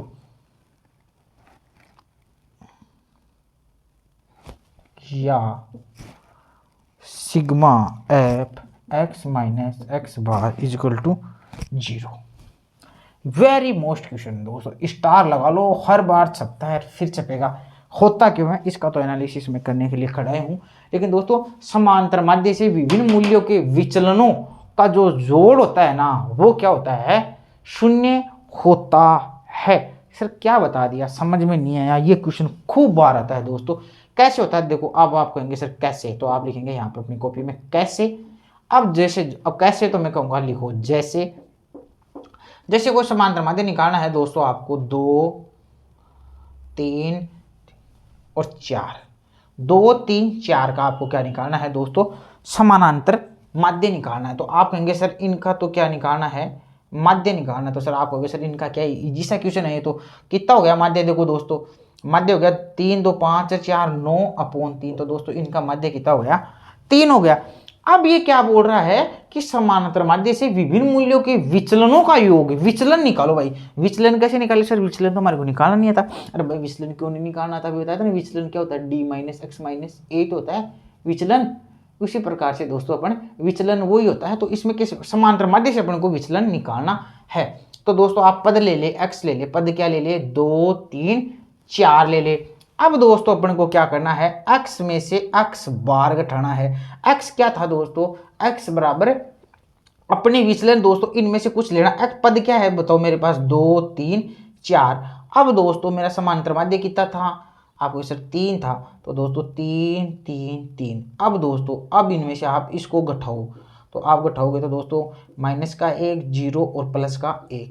तो दोस्तों अब देखो अब इनको जोड़ करो, ये मेरा विचलन निकल गया d बराबर x माइनस x बार। अब दोस्तों मैंने यहाँ विचलन लिया तो मैंने इन विचलनों का योग किया सिग्मा d। तो दोस्तों कितना आया, 0 आया ना। ये चीज बता रहा है यहाँ पर कि समांतर माध्य से विभिन्न मूल्यों के विचलनों का जोड़ कितना होता है दोस्तों, 0 होता है। कहने का मतलब दोस्तों x माइनस x बार इन सब का जोड़ कर ले।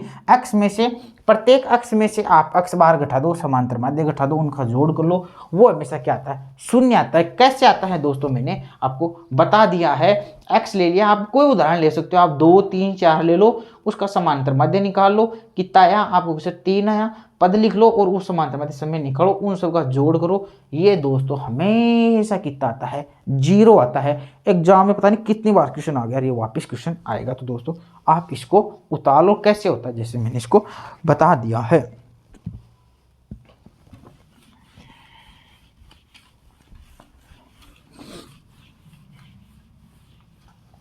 एक नोट और डालो, समांतर माध्य से विभिन्न मूल्यों के विचलनों का, समांतर माध्य से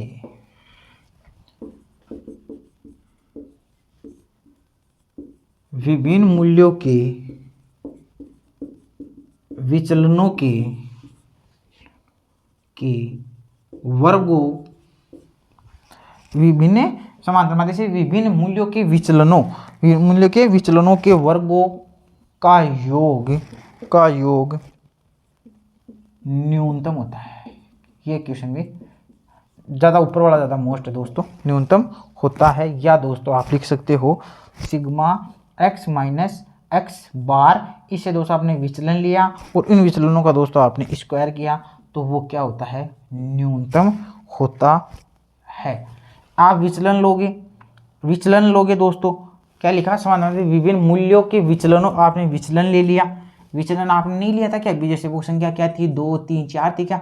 तो दोस्तों आपने विचलन ले लिया, तो आपने विचलन नहीं लिया, आपने पद लिखा था 2 3 4 4 3 7, आपका 3 आया था, 3 3 3। तो यहाँ आया था -1, यहाँ आया था 0, यहाँ आया था 1। अब इन विचलनों का दोस्तों आप स्क्वायर करेंगे, तो दोस्तों 1 0 और 1। दोस्तों इन विचलनों का योग फिर इनका स्क्वायर करते तो ये 2 योग होता है दोस्तों। ये सबसे क्या होता है, न्यूनतम होता है। ये चीज आप उतार लो, ये योग सबसे न्यूनतम होता है। दोस्तों 2 पॉइंट मैंने आपको लिखा दिया, तीसरा पॉइंट लिखूंगा, ये उतार लेना दोस्तों आप उदाहरण। अब मैं आपको 2 पॉइंट आपको लिखा दिए, दोनों ही पॉइंट काफ़ी इंपॉर्टेंट है और तीसरा भी काफ़ी इंपॉर्टेंट रहने वाला है। लिखो दोस्तों, पहले मैं लैंग्वेज लिखा देता हूँ, फिर आपको मैं हाथों हाथ समझा दूंगा जैसे लिखे दोस्तों। तो लिखो दोस्तों, तीसरा पॉइंट है समानांतर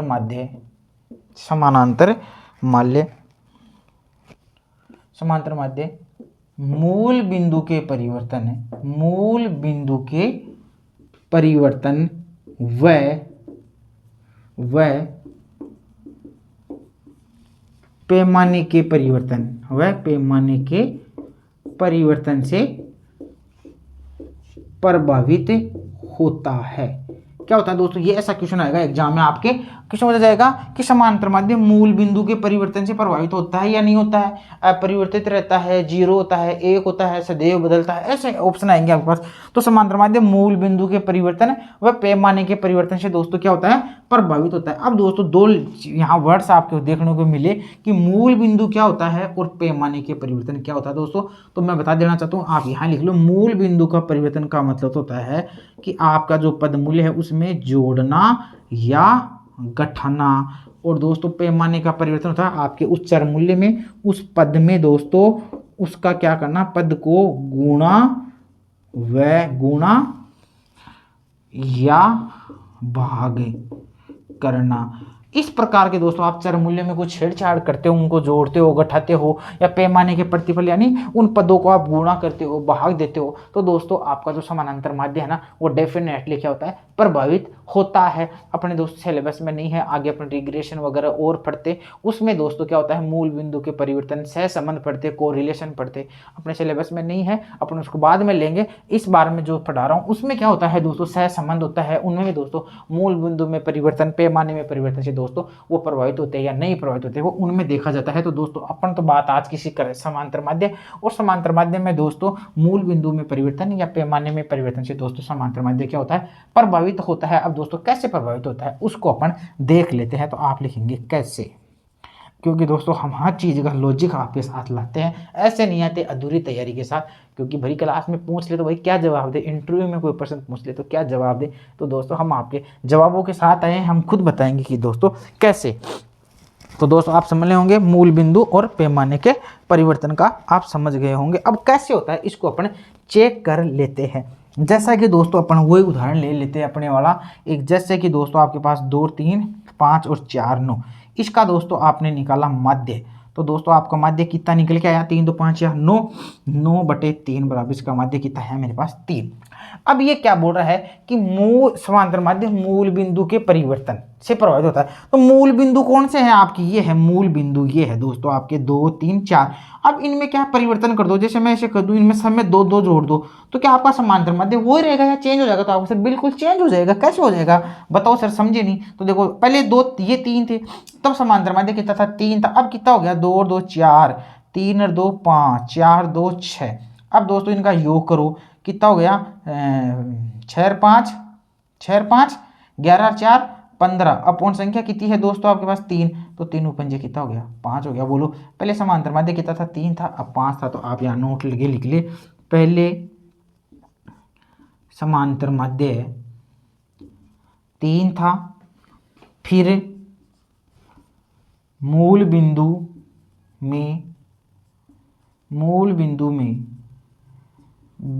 में परिवर्तन करने पर माध्य भी बदल गया।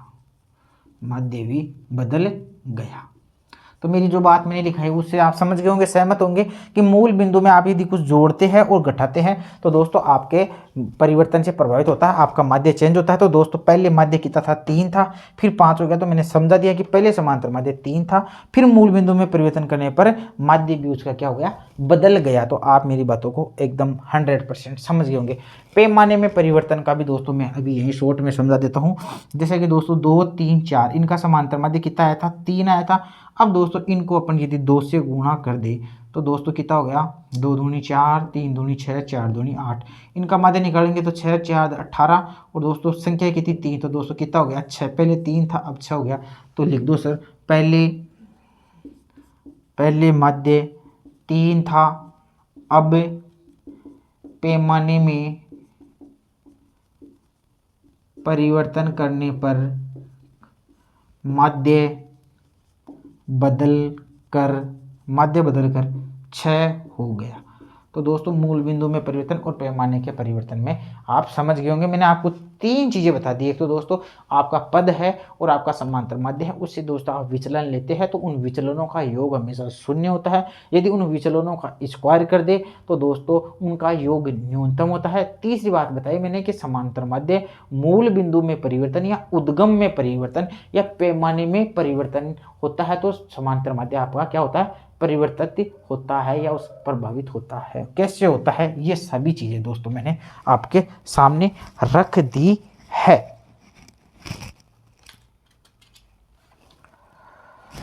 अब दोस्तों आगे अपन बढ़ते हैं समानांतर माध्य के लाभ।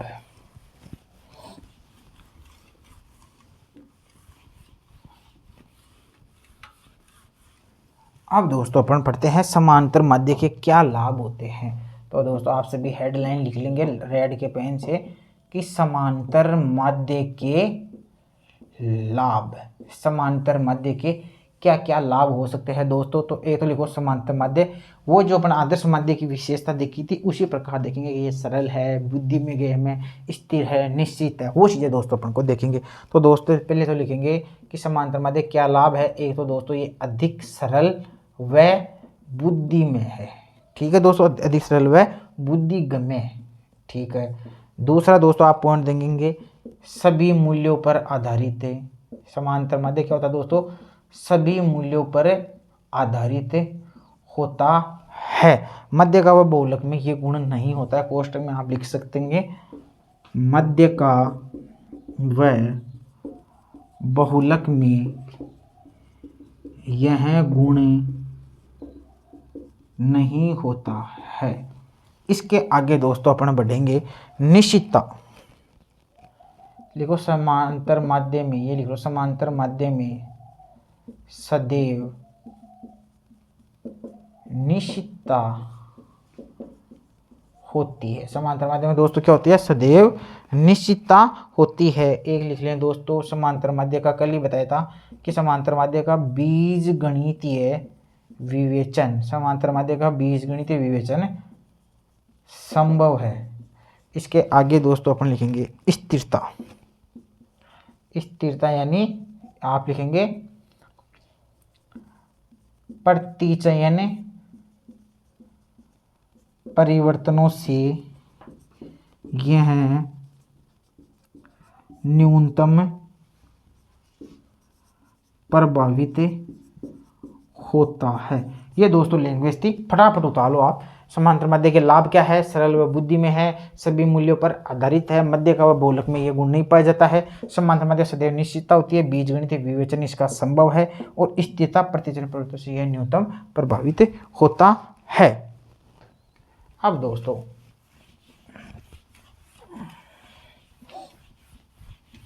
इससे आगे अपन पढ़ते हैं कि समांतर माध्य के क्या क्या दोष है। तो दोस्तों लिखो समांतर माध्य के दोष। समानांतर माध्य के क्या क्या दोष है दोस्तों, उनके बारे में अपन अध्ययन कर लेते हैं। एक तो दोस्तों लिखो चरम मूल्यों से प्रभावित, चरम मूल्यों से प्रभावित, चरम मूल्यों से प्रभावित दोस्तों कैसे, अपन तो देखो लॉजिक तो हम हर चीज का लाते ही हैं। देखो दोस्तों चरम मूल्य से प्रभावित कैसे होता है दोस्तों, मैं ऐसे कह दूं कि कोई श्रृंखला है जैसे 2, 3, फिर मैं कह दूं वो 500, फिर 600, तो दोस्तों अब देखो समांतर माध्य क्या होगा, बड़े पद है ना, चरम मूल्य इनसे क्या हो गया, प्रभावित हो गया। कैसे, देखो इनका योग करो 600, 500, 1100, 1100, ये कितना हो गया 1105। अब इसमें दोस्तों 4 का भाग दो, तो दोस्तों 4 दूनी 8, 3 11, 4 संते 28, जो भी 27.2 जो भी आता। तो दोस्तों देखो कहाँ पर 2 थे 3 थे, लेकिन दोस्तों जैसे चरम मूल्य आपके बड़े छोटे आ गए तो दोस्तों समांतर माध्य क्या हो गया, चेंज हो गया। तो दोस्तों क्या, समांतर माध्य चरम मूल्य से प्रभावित होता है। जैसे माध्यिका है, माध्यिका कोई प्रभावित नहीं पड़ती। जैसे मैं से बोल दूं समांतर, जैसे मान लो माध्यिका है जैसे 2, 3 और ये 500 है। अब दोस्तों इनकी मध्यिका निकालनी तो आपका क्या होगी, मध्यिका 3 ही तो हो गई। इस 500 चाहे 500 कितना है बड़ा हो और 2 चाहे कितना है छोटा हो, मध्यिका की इन चीज़ों से कोई प्रभाव नहीं पड़ता है। तो दोस्तों कहने का मतलब यह था कि आपका जो समांतर माध्य होता है वो चरम मूल्यों से क्या होता है, प्रभावित होता है। कैसे आप लिख सकते हो, बड़े पद मूल्यों से, बड़े पद मूल्यों से, बड़े पद मूल्यों से प्रभावित होता है, ऐसे कोष्टक में आप लिख सकते हो। दूसरा लिखो दोस्तों अप्रतिनिधि व अवास्तविक, अप्रतिनिधि व अवास्तविक। भाई अवास्तविक ऐसे मैं ऐसे बताता हूँ दोस्तों, जैसे दोस्तों मैं कह दूं कि 5 परिवार है, 5 परिवार में 22 बच्चे हैं, 5 परिवार में कितने बच्चे हैं दोस्तों, 22 बच्चे हैं। तो मैं कहूँ औसत निकालो बच्चों का, तो दोस्तों औसत कितना होगा, 5 परिवारों में कितने हैं दोस्तों, 22 बच्चे हैं, तो एक परिवार में कितने जाएंगे, 5 चौके 20, फिर बच गए 2, फिर 5 चौके 20, 4.4 हो गए क्या, 4.4 4 हो गए, तो दोस्तों ऐसा तो 4.4 कोई लड़के होते हैं क्या? इस प्रकार दोस्तों क्या है कि अपन क्या बोल सकते हैं कि समांतर माध्य में अप्रतिनिधि होता है और वो अवास्तविक होता है ना, प्रतिनिधि तो सही प्रकार से नहीं कर पाता है। और समांतर माध्य क्या दोष है दोस्तों? ये थोड़ी सी गणना संबंधित कठिनाई आती है, थोड़ा सा गणना संबंधित कठिनाई आती है दोस्तों। ये समांतर माध्य की कुछ दोस्तों ये थे। एक दोस्तों लिख लो, गुणात्मक अध्ययन संभव नहीं। गुणात्मक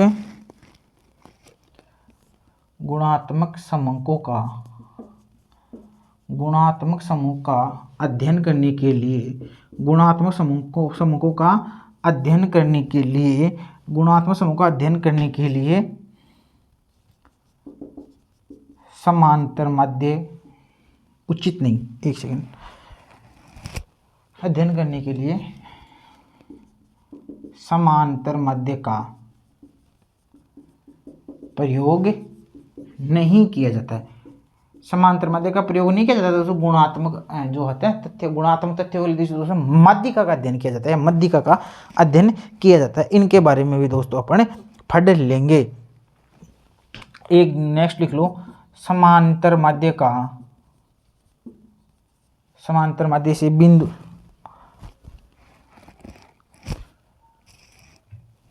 समांतर माध्य का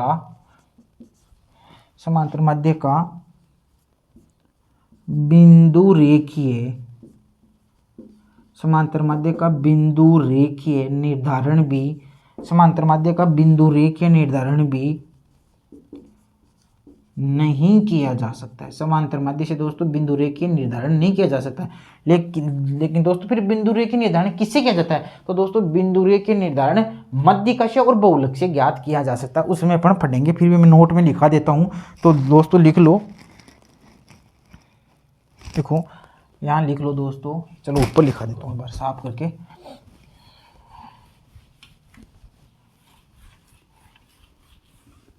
समांतर माध्य से दोस्तों बिंदु रेखीय निर्धारण नहीं किया जाता है, लेकिन दोस्तों माध्यिका से किया जाता है, माध्यिका और बहुलक से।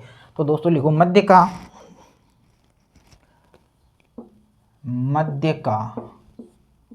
ज्ञात करने के लिए दोस्तों ओजाई वक्र का प्रयोग किया जाता है। तोरण वक्र का वेरी मोस्ट क्वेश्चन है दोस्तों। माध्यिका ज्ञात करने के लिए ओजाई वक्र या तोरण वक्र या संचयी बारंबारता वक्र या संचयी आवर्ती वक्र का प्रयोग किया जाता है। क्या किया जाता है दोस्तों? इसका प्रयोग किया जाता है। अब नीचे वो लिख लो, फिर मैं समझा देता हूँ एक साथ ही। बहुलक ज्ञात करने के लिए हिस्टोग्राम, बहुलक ज्ञात करने के लिए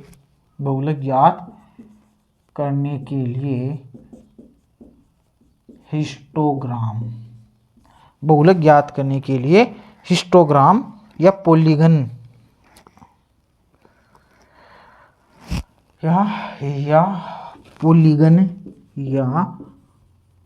पॉलीगन आवर्ती आयत चित्र का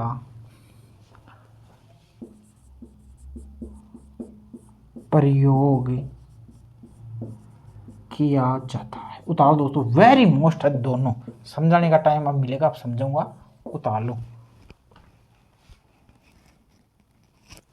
नीचे वो लिख लेना दोस्तों, इसके नीचे लिख लेना आप हिस्टोग्राम बराबर आवर्ती आयत चित्र, और दोस्तों लिखे पॉलीगन बराबर लिखेंगे दोस्तों आप आवर्ती बहुभुज चित्र। हिस्टोग्राम ने आवर्ती आय चित्र और कहने का मतलब दोस्तों यही था मेरा कि जो आप समांतर माध्य याद करते हो ना, तो समांतर माध्य में बिंदु रेखीय निर्धारण का प्रयोग नहीं किया जाता है, लेकिन दोस्तों माध्यिका और बहुलक में आपका बिंदु रेखीय प्रयोग किया जाता है। और दोस्तों जब आप माध्यिका ज्ञात करते हैं तो आपको ओझाई वक्र का प्रयोग करना पड़ता है, तोरण वक्र का प्रयोग करना पड़ता है, या संचय आवर्ती वक्र का प्रयोग करना पड़ता है। और यदि आप बहुलक ज्ञात करते हैं तो बहुलक ज्ञात करने के लिए दोस्तों आपको हिस्टोग्राम या आवर्ती आयत चित्र या बहुभुज या पॉलीगन चित्र का प्रयोग आपको किया जाता है। दोस्तों जब अपने माध्यिका और बहुलक पढ़ेंगे तो दोस्तों इनका पोस्टमार्टम करेंगे। ये तो एक नोट था, और दोस्तों ये क्वेश्चन काफ़ी बार एग्जाम्स में मिलेगा आपको। आप देखना मेरा जो मैटर है आपको बहुत कुछ एग्जाम्स में मिलेगा। तो दोस्तों इस प्रकार मैंने आपको ये भी बता दिया है, इसमें आप दोस्तों इनको उतार लो।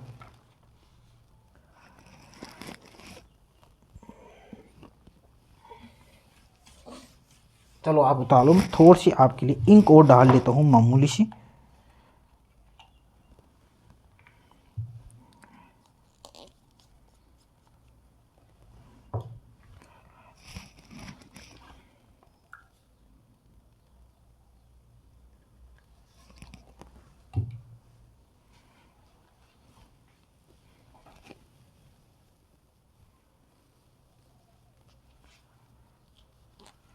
अब दोस्तों छोटा सा और लिख लेते हैं अपन।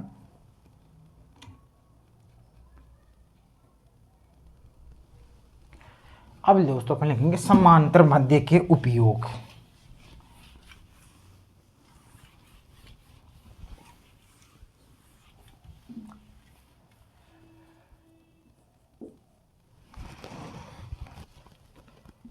आप दोस्तों नोट्स बनाएंगे अपने रेड पेन से लिख लेना आप। समांतर माध्य के उपयोग, समांतर माध्य के क्या क्या उपयोग है, तो दोस्तों एक तो लिखो फटाफट।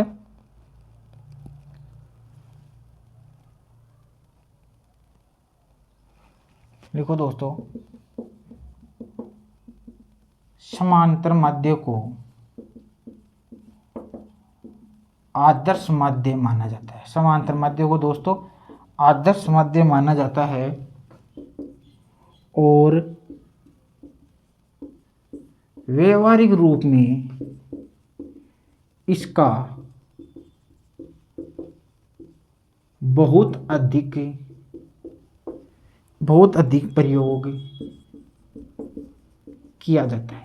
क्या किया जाता है दोस्तों? समांतर माध्य का व्यवहारिक रूप में इसका बहुत अधिक प्रयोग किया जाता है, और दोस्तों इसको क्या माना जाता है? एक आदर्श माध्य माना जाता है। और लिखो दोस्तों, सामाजिक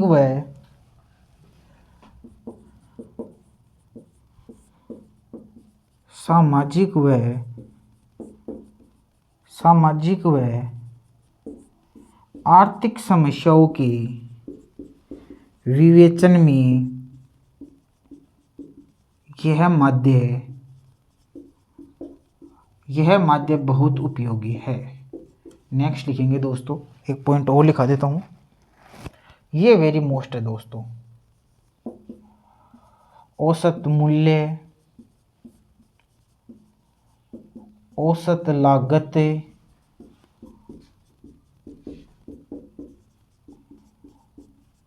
औसत उत्पादन, औसत मूल्य, औसत लागत, औसत उत्पादन, औसत कीमत, कुछ भी लिख सकते हो। औसत आय, कितने लिख लो चाहिए, औसत आय, औसत आय आदि ज्ञात करने के लिए, आदि ज्ञात करने के लिए इस माध्य का प्रयोग किया जाता है।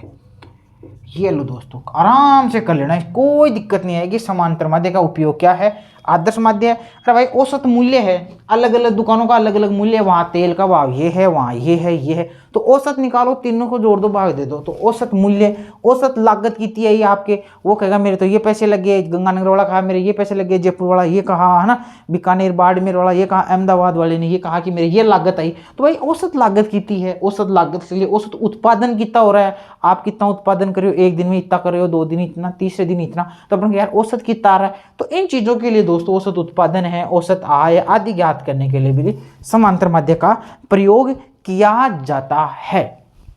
अब दोस्तों इसके आगे अपन पढ़ लेते हैं। दोस्तों ये अपना हो गया। अब दोस्तों अपन थोड़ा सा और पढ़ लेते हैं भारित समानांतर माध्य।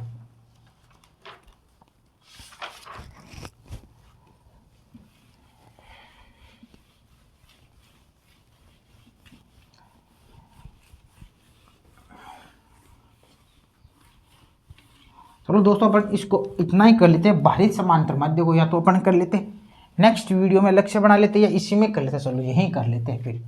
तो दोस्तों अब आप हेडिंग लगाएंगे भारित समांतर माध्य। अब अपन पढ़ेंगे दोस्तों भारित समांतर माध्य। कुछ नहीं है दोस्तों, समांतर माध्य ही है। भारित यानी आप इसको वेटेड दे दिया, वेटेड है जिसको दोस्तों अपने भारांकित कर दिया, वेटेड दे दिया, बाहर दे दिया दोस्तों, तो वो है भारित समांतर माध्य।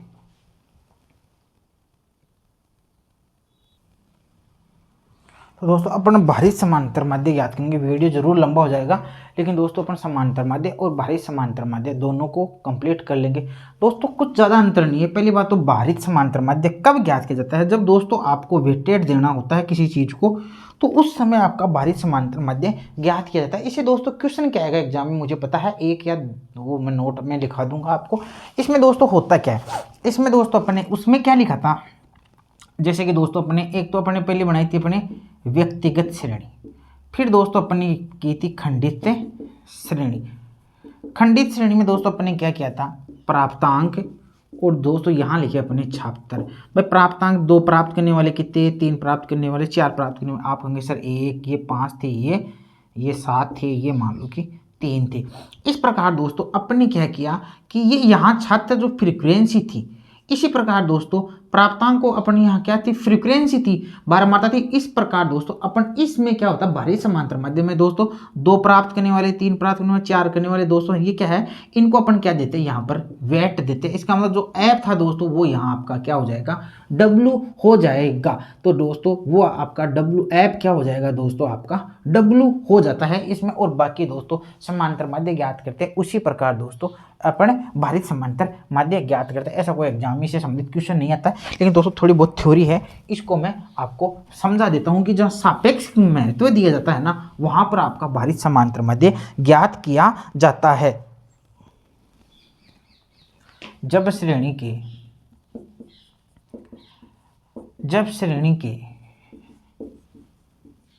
विभिन्न मूल्यों को अलग अलग सापेक्षिक महत्व है, जब श्रेणी के मूल्यों को अलग अलग सापेक्षिक महत्व दिया गया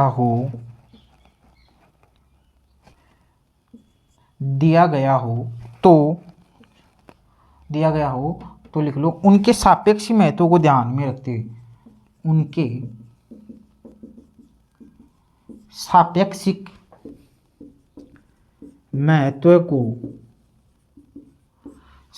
महत्व को ध्यान में रखते हुए जो माध्य ज्ञात किया जाता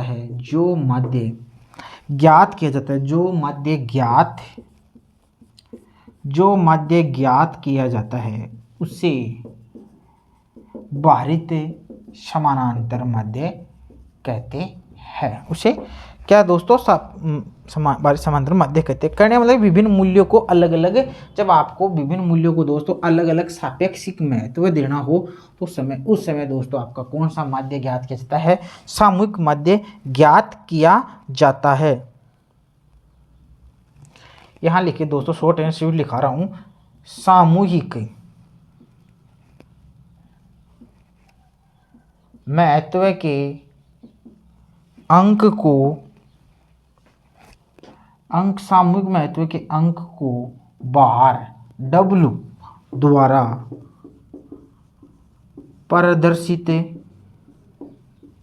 किया जाता है। मैंने कहा था जो बाहर देते हैं तो उसको वेट बोलते हैं अपन, तो उसको अपन किससे व्यक्त करते हैं दोस्तों, बाहर से व्यक्त करते हैं, W से व्यक्त करते हैं। तो दोस्तों इसका अपन यदि सूत्र देखना चाहिए तो दोस्तों भारित समांतर माध्य का यदि दोस्तों अपने सूत्र देखना चाहिए तो दोस्तों क्या हो जाएगा बताएंगे आप सभी। सिग्मा, वहाँ दोस्तों अपन क्या कर रहे थे, एफ एक्स कर रहे थे ना, तो यहाँ दोस्तों आपको क्या करना है, sigma W x upon sigma W, क्योंकि दोस्तों फ्रीक्वेंसी था मैंने पहले बता दिया था, तो फ्रीक्वेंसी की जगह सिग्मा एफ आता था या वहाँ अपन एन लिखते थे, तो दोस्तों यहाँ क्या आ जाएगा आपका डब्लू आ जाएगा। तो दोस्तों ये आपका भारित समांतर माध्य का सूत्र हो गया। आप लिख सकते हैं भारित समांतर माध्य, एग्जाम में आ जाए सूत्र तो भारित समांतर माध्य बराबर होता है सिग्मा डब्लू एक्स, इस एक्स को आप दोस्तों बड़ा लिखिए W x upon sigma W. इस प्रकार दोस्तों ये आपका क्या हो गया, भारित समानांतर माध्य हो गया है। अब दोस्तों थोड़ा सा 2 लाइन और है, मैं फटाफट लिखा देता हूं आपको। सरल माध्य व भारित समांतर माध्य की तुलना, तो दोस्तों आपको थोड़ा चैप्टर क्लियर हो जाएगा। सरल व भारित माध्य की तुलना, कैसे दोस्तों आपको तुलना करनी है इनकी, पॉइंट नंबर ए लिखेंगे। जब श्रेणी के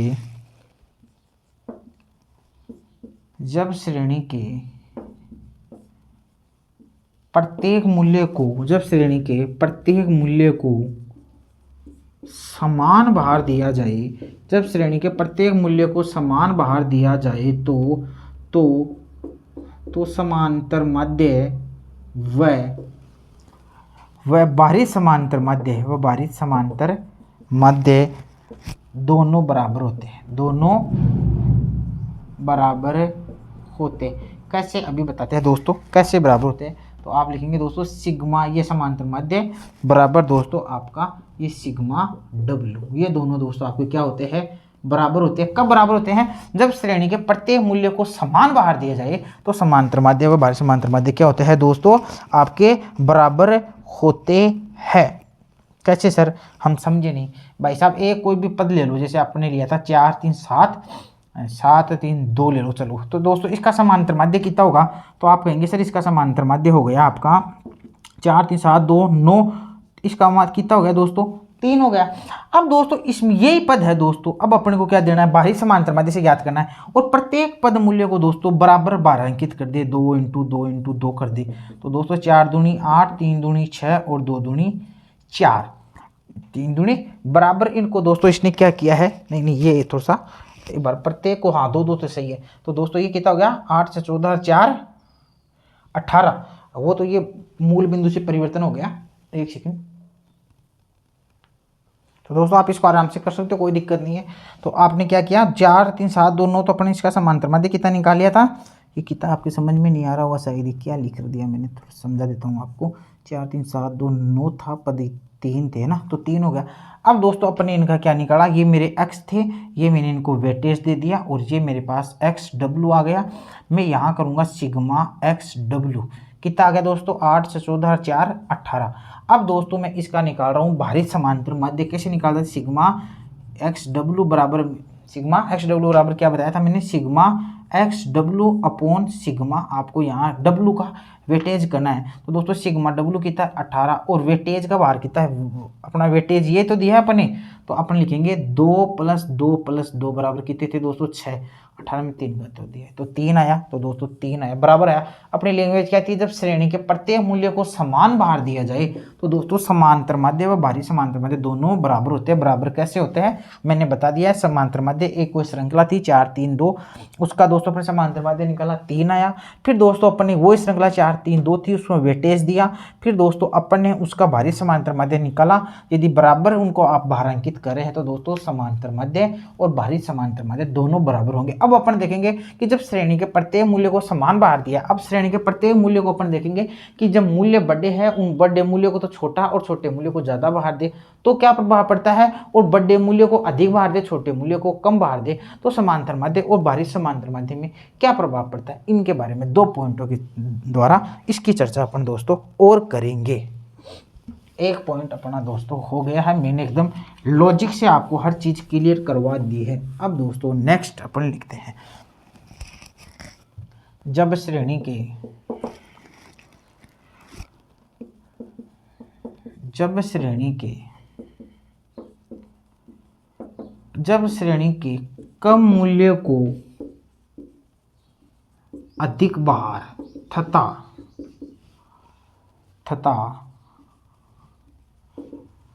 अधिक मूल्य को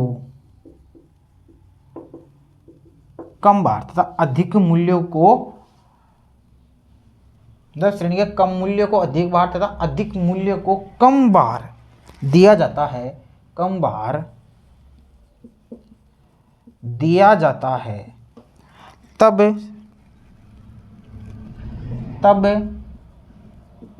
सरल माध्य भारित समांतर माध्य से अधिक होगा। क्या होगा दोस्तों? अधिक होगा। अब होगा कैसे अधिक, तो इसका अध्ययन अपन दोस्तों करेंगे। एग्जाम में से क्वेश्चन आ जाए तो आपको वहां लॉजिक लगा लेना है कि जब श्रेणी के कम मूल्य को अधिक बार दे तथा अधिक मूल्य को दोस्तों कम बार दिया जाए, वह श्रेणी के कम मूल्य को अधिक बार तथा अधिक मूल्य को कम बार दिया जाए तो सरल माध्य भारित समांतर माध्य से अधिक होता है। ये तो दोस्तों अपना पॉइंट था।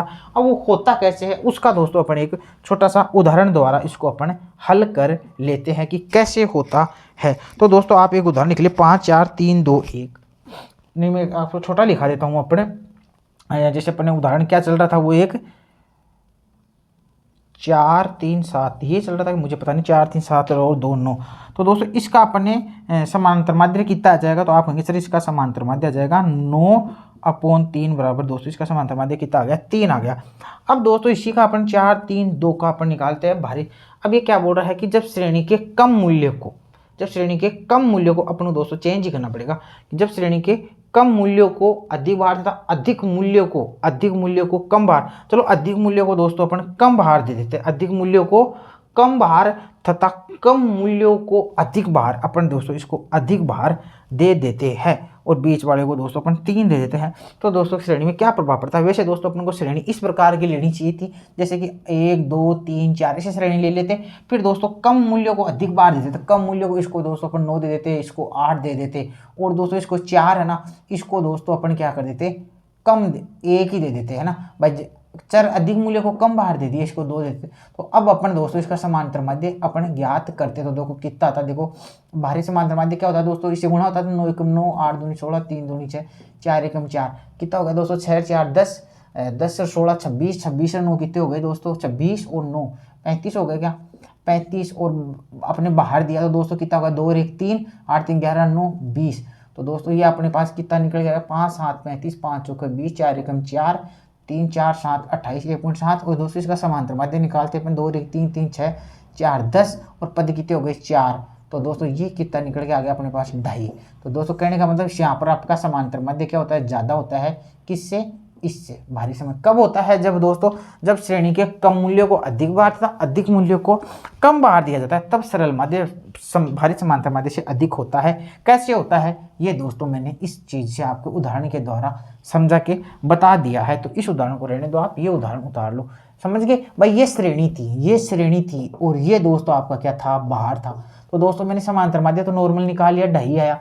जब इसको मैंने इससे निकाला तो दोस्तों मेरे पास कितना आया, ये आया 1.7 आया। तो दोस्तों यहाँ समांतर माध्य क्या होता है, ज़्यादा होता है। तो 3 आपके पास पहले वाली कंडीशन में दोस्तों आपकी क्या बनी थी, अपन बराबर बाराखित करते हैं तो समांतर माध्य इज इक्वल टू भारित समांतर माध्य बराबर आता है। एक समांतर माध्य क्या आता है दोस्तों, ज़्यादा आता है, ये कम आता है। कब आता है, जब दोस्तों कम मूल्य को अधिक बाहर था, अधिक मूल्य को कम बाहर दिया जाता है। तो दोस्तों आपकी ये कंडीशन बनती है। अब तीसरी कंडीशन क्या बनेगी दोस्तों, आप लिख लेना, जब श्रेणी के कम मूल्य को, जब श्रेणी के मूल्य को कम मूल्य को कम बाहर तथा अधिक मूल्य को अधिक बाहर दिया जाता है, तब सरल माध्य समांतर माध्य से क्या होगा, कम होगा। कैसे होगा दोस्तों, आप इसी प्रकार एक श्रृंखला बना लेंगे।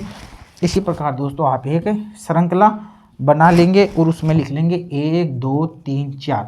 अब आपने क्या था, कम मूल्य को कम बाहर, कम को कम बाहर दे दिया, कम को तो कम दे दिया, और दोस्तों अधिक को जैसे ये मान लो 10 दे दिया, इसको 15 दे दिया। तो दोस्तों इसमें क्या होता है, आप देखेंगे, देखना 1 2 दूनी 4 10 3 30 15 चौके 60। तो दोस्तों अब अपन क्या करेंगे, अपन यहाँ सिग्मा एक्स डब्ल्यू लेंगे अपॉन सिग्मा डब्ल्यू लेके इसको हल करेंगे। तो दोस्तों कितना आता है, 60 30 90 4 94 1 95 अपॉन सिग्मा डब्ल्यू। दोस्तों ये अपना बाहर था, बाहर का योग कितना है 15 10 25 2 27 1 28 आता है। तो दोस्तों अपना 28 दूना 56, 28 84, 3 पॉइंट समथिंग आता है। लेकिन दोस्तों अपन इसका समांतर माध्य निकालते हैं तो 4 3 7 2 9 1 10 और पद कितने थे आपके पास 4, ये आया आपके पास 2.5 आया। तो दोस्तों यहाँ आपका इससे क्या आता है, आपका समानांतर माध्य कम आता है और दोस्तों आपका ये बाहरी समांतर माध्य ज़्यादा आता है। ये 3 चीज़ें बनी दोस्तों इस प्रकार, इसको भी मैंने आपको समझा दिया है। अब दोस्तों अपन नेक्स्ट बढ़ते हैं और आगे अपन देखते हैं कि समांतर माध्य के क्या उपयोग है।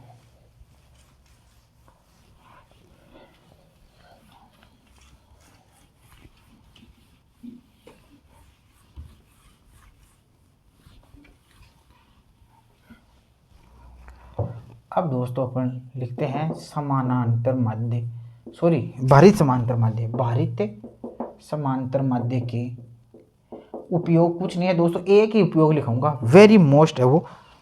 फिर चलो और भी लिख लो। जब विभिन्न मूल्यों का अलग अलग सापेक्षिक महत्व हो, जब विभिन्न मूल्यों का अलग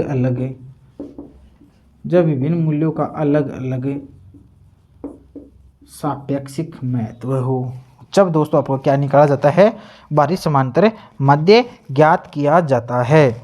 दूसरा लिखो दोस्तों, जब जहाँ, ये लिख लो, जहाँ अनुपातों प्रतिशतों दरों अनुपातों प्रतिशतों व दरों का माध्य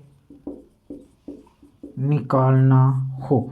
वेरी मोस्ट है दोस्तों, ये क्वेश्चन पूछा जा सकता है एग्जाम में। जहां अनुपातों प्रतिशतों और दरों का माध्य निकालना जाता है तो वहां कौन से माध्य का प्रयोग किया जाता है, तो आप कहेंगे सर वहां समांतर माध्य का प्रयोग किया जाता है। जिस प्रकार दोस्तों समांतर माध्य का प्रयोग कहाँ किया गया था, औसत लागत है, औसत मूल्य है, औसत आय है, उसी प्रकार दोस्तों माध्यिका का प्रयोग कहाँ किया जाएगा, विशेषताओं के लिए, गुणों के लिए किया जाएगा। उसी प्रकार भारित समांतर माध्य का प्रयोग वहाँ किया जाएगा जब आप किसी वस्तु को, किसी चरों को अलग अलग सापेक्षिक महत्व देते हो, जब दरों अनुपातों प्रतिशतों आदि का दोस्तों आपको समानांतर माध्य या मध्य ज्ञात करना हो, समांतर माध्य क्या मध्य ज्ञात करना हो, तो दोस्तों वहाँ भी आप भारित समांतर माध्य का प्रयोग करेंगे। एक प्रश्न और लिख लो दोस्तों, तीसरा और लिख लो, सूचकांकों के निर्माण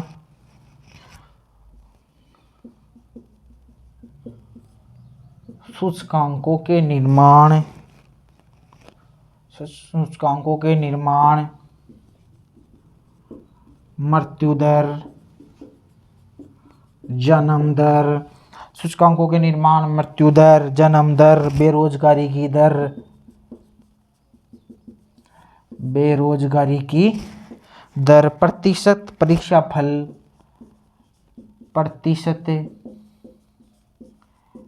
परीक्षा बड़ा लिख लेना, ये परीक्षाफल आदि के तुलनात्मक अध्ययन में आदि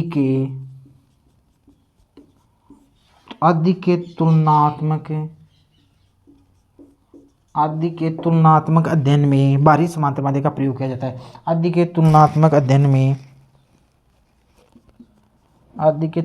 भारित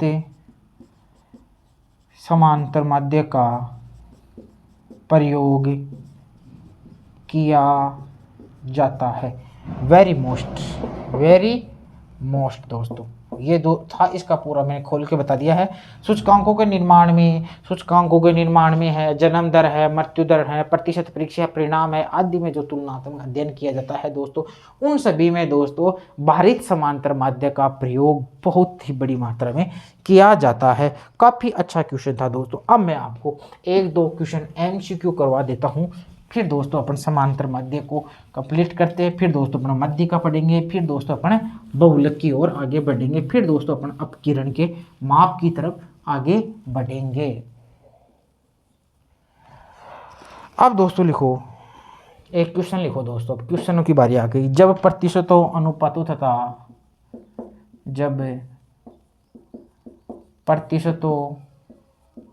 अनुपातों तथा दरों का माध्य ज्ञात करना हो, तथा दरों का माध्य ज्ञात करना हो तो, क्या लिखा, जब प्रतिशतों, अनुपातों, दरों का मध्य ज्ञात करना हो तो किसका प्रयोग या किस माध्य का प्रयोग किया जाता है। तो आप लिखो किस माध्य का, लिखो दोस्तों किस माध्य का प्रयोग किया जाता है। दोस्तों ऑप्शन लिखो ए समानांतर माध्य, बी लिखो दोस्तों भारित समानांतर माध्य, फिर लिखो दोस्तों सी में लिखो मध्य का, डी में लिखो बहुलक। तो दोस्तों अभी लिखा दिया, वेरी मोस्ट क्वेश्चन है दोस्तों। जब प्रतिशतों, अनुपातों, दरों का दोस्तों आपको मध्य ज्ञात करना हो तो दोस्तों किस मध्य का प्रयोग किया जाता है, समानांतर मध्य का प्रयोग किया जाता है।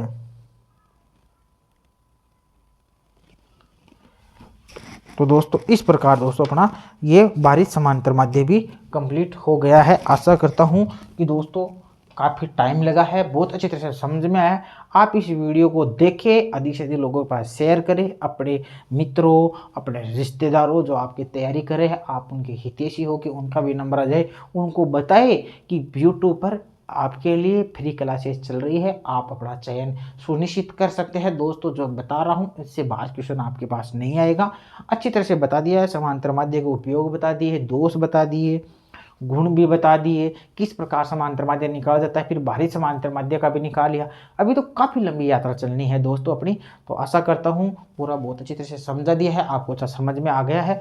आप दोस्तों हमारे साथ बने रहे, फिर से मिलते हैं आपसे एक नए वीडियो लेक्चर के साथ। तब तक आप सभी को नमस्कार।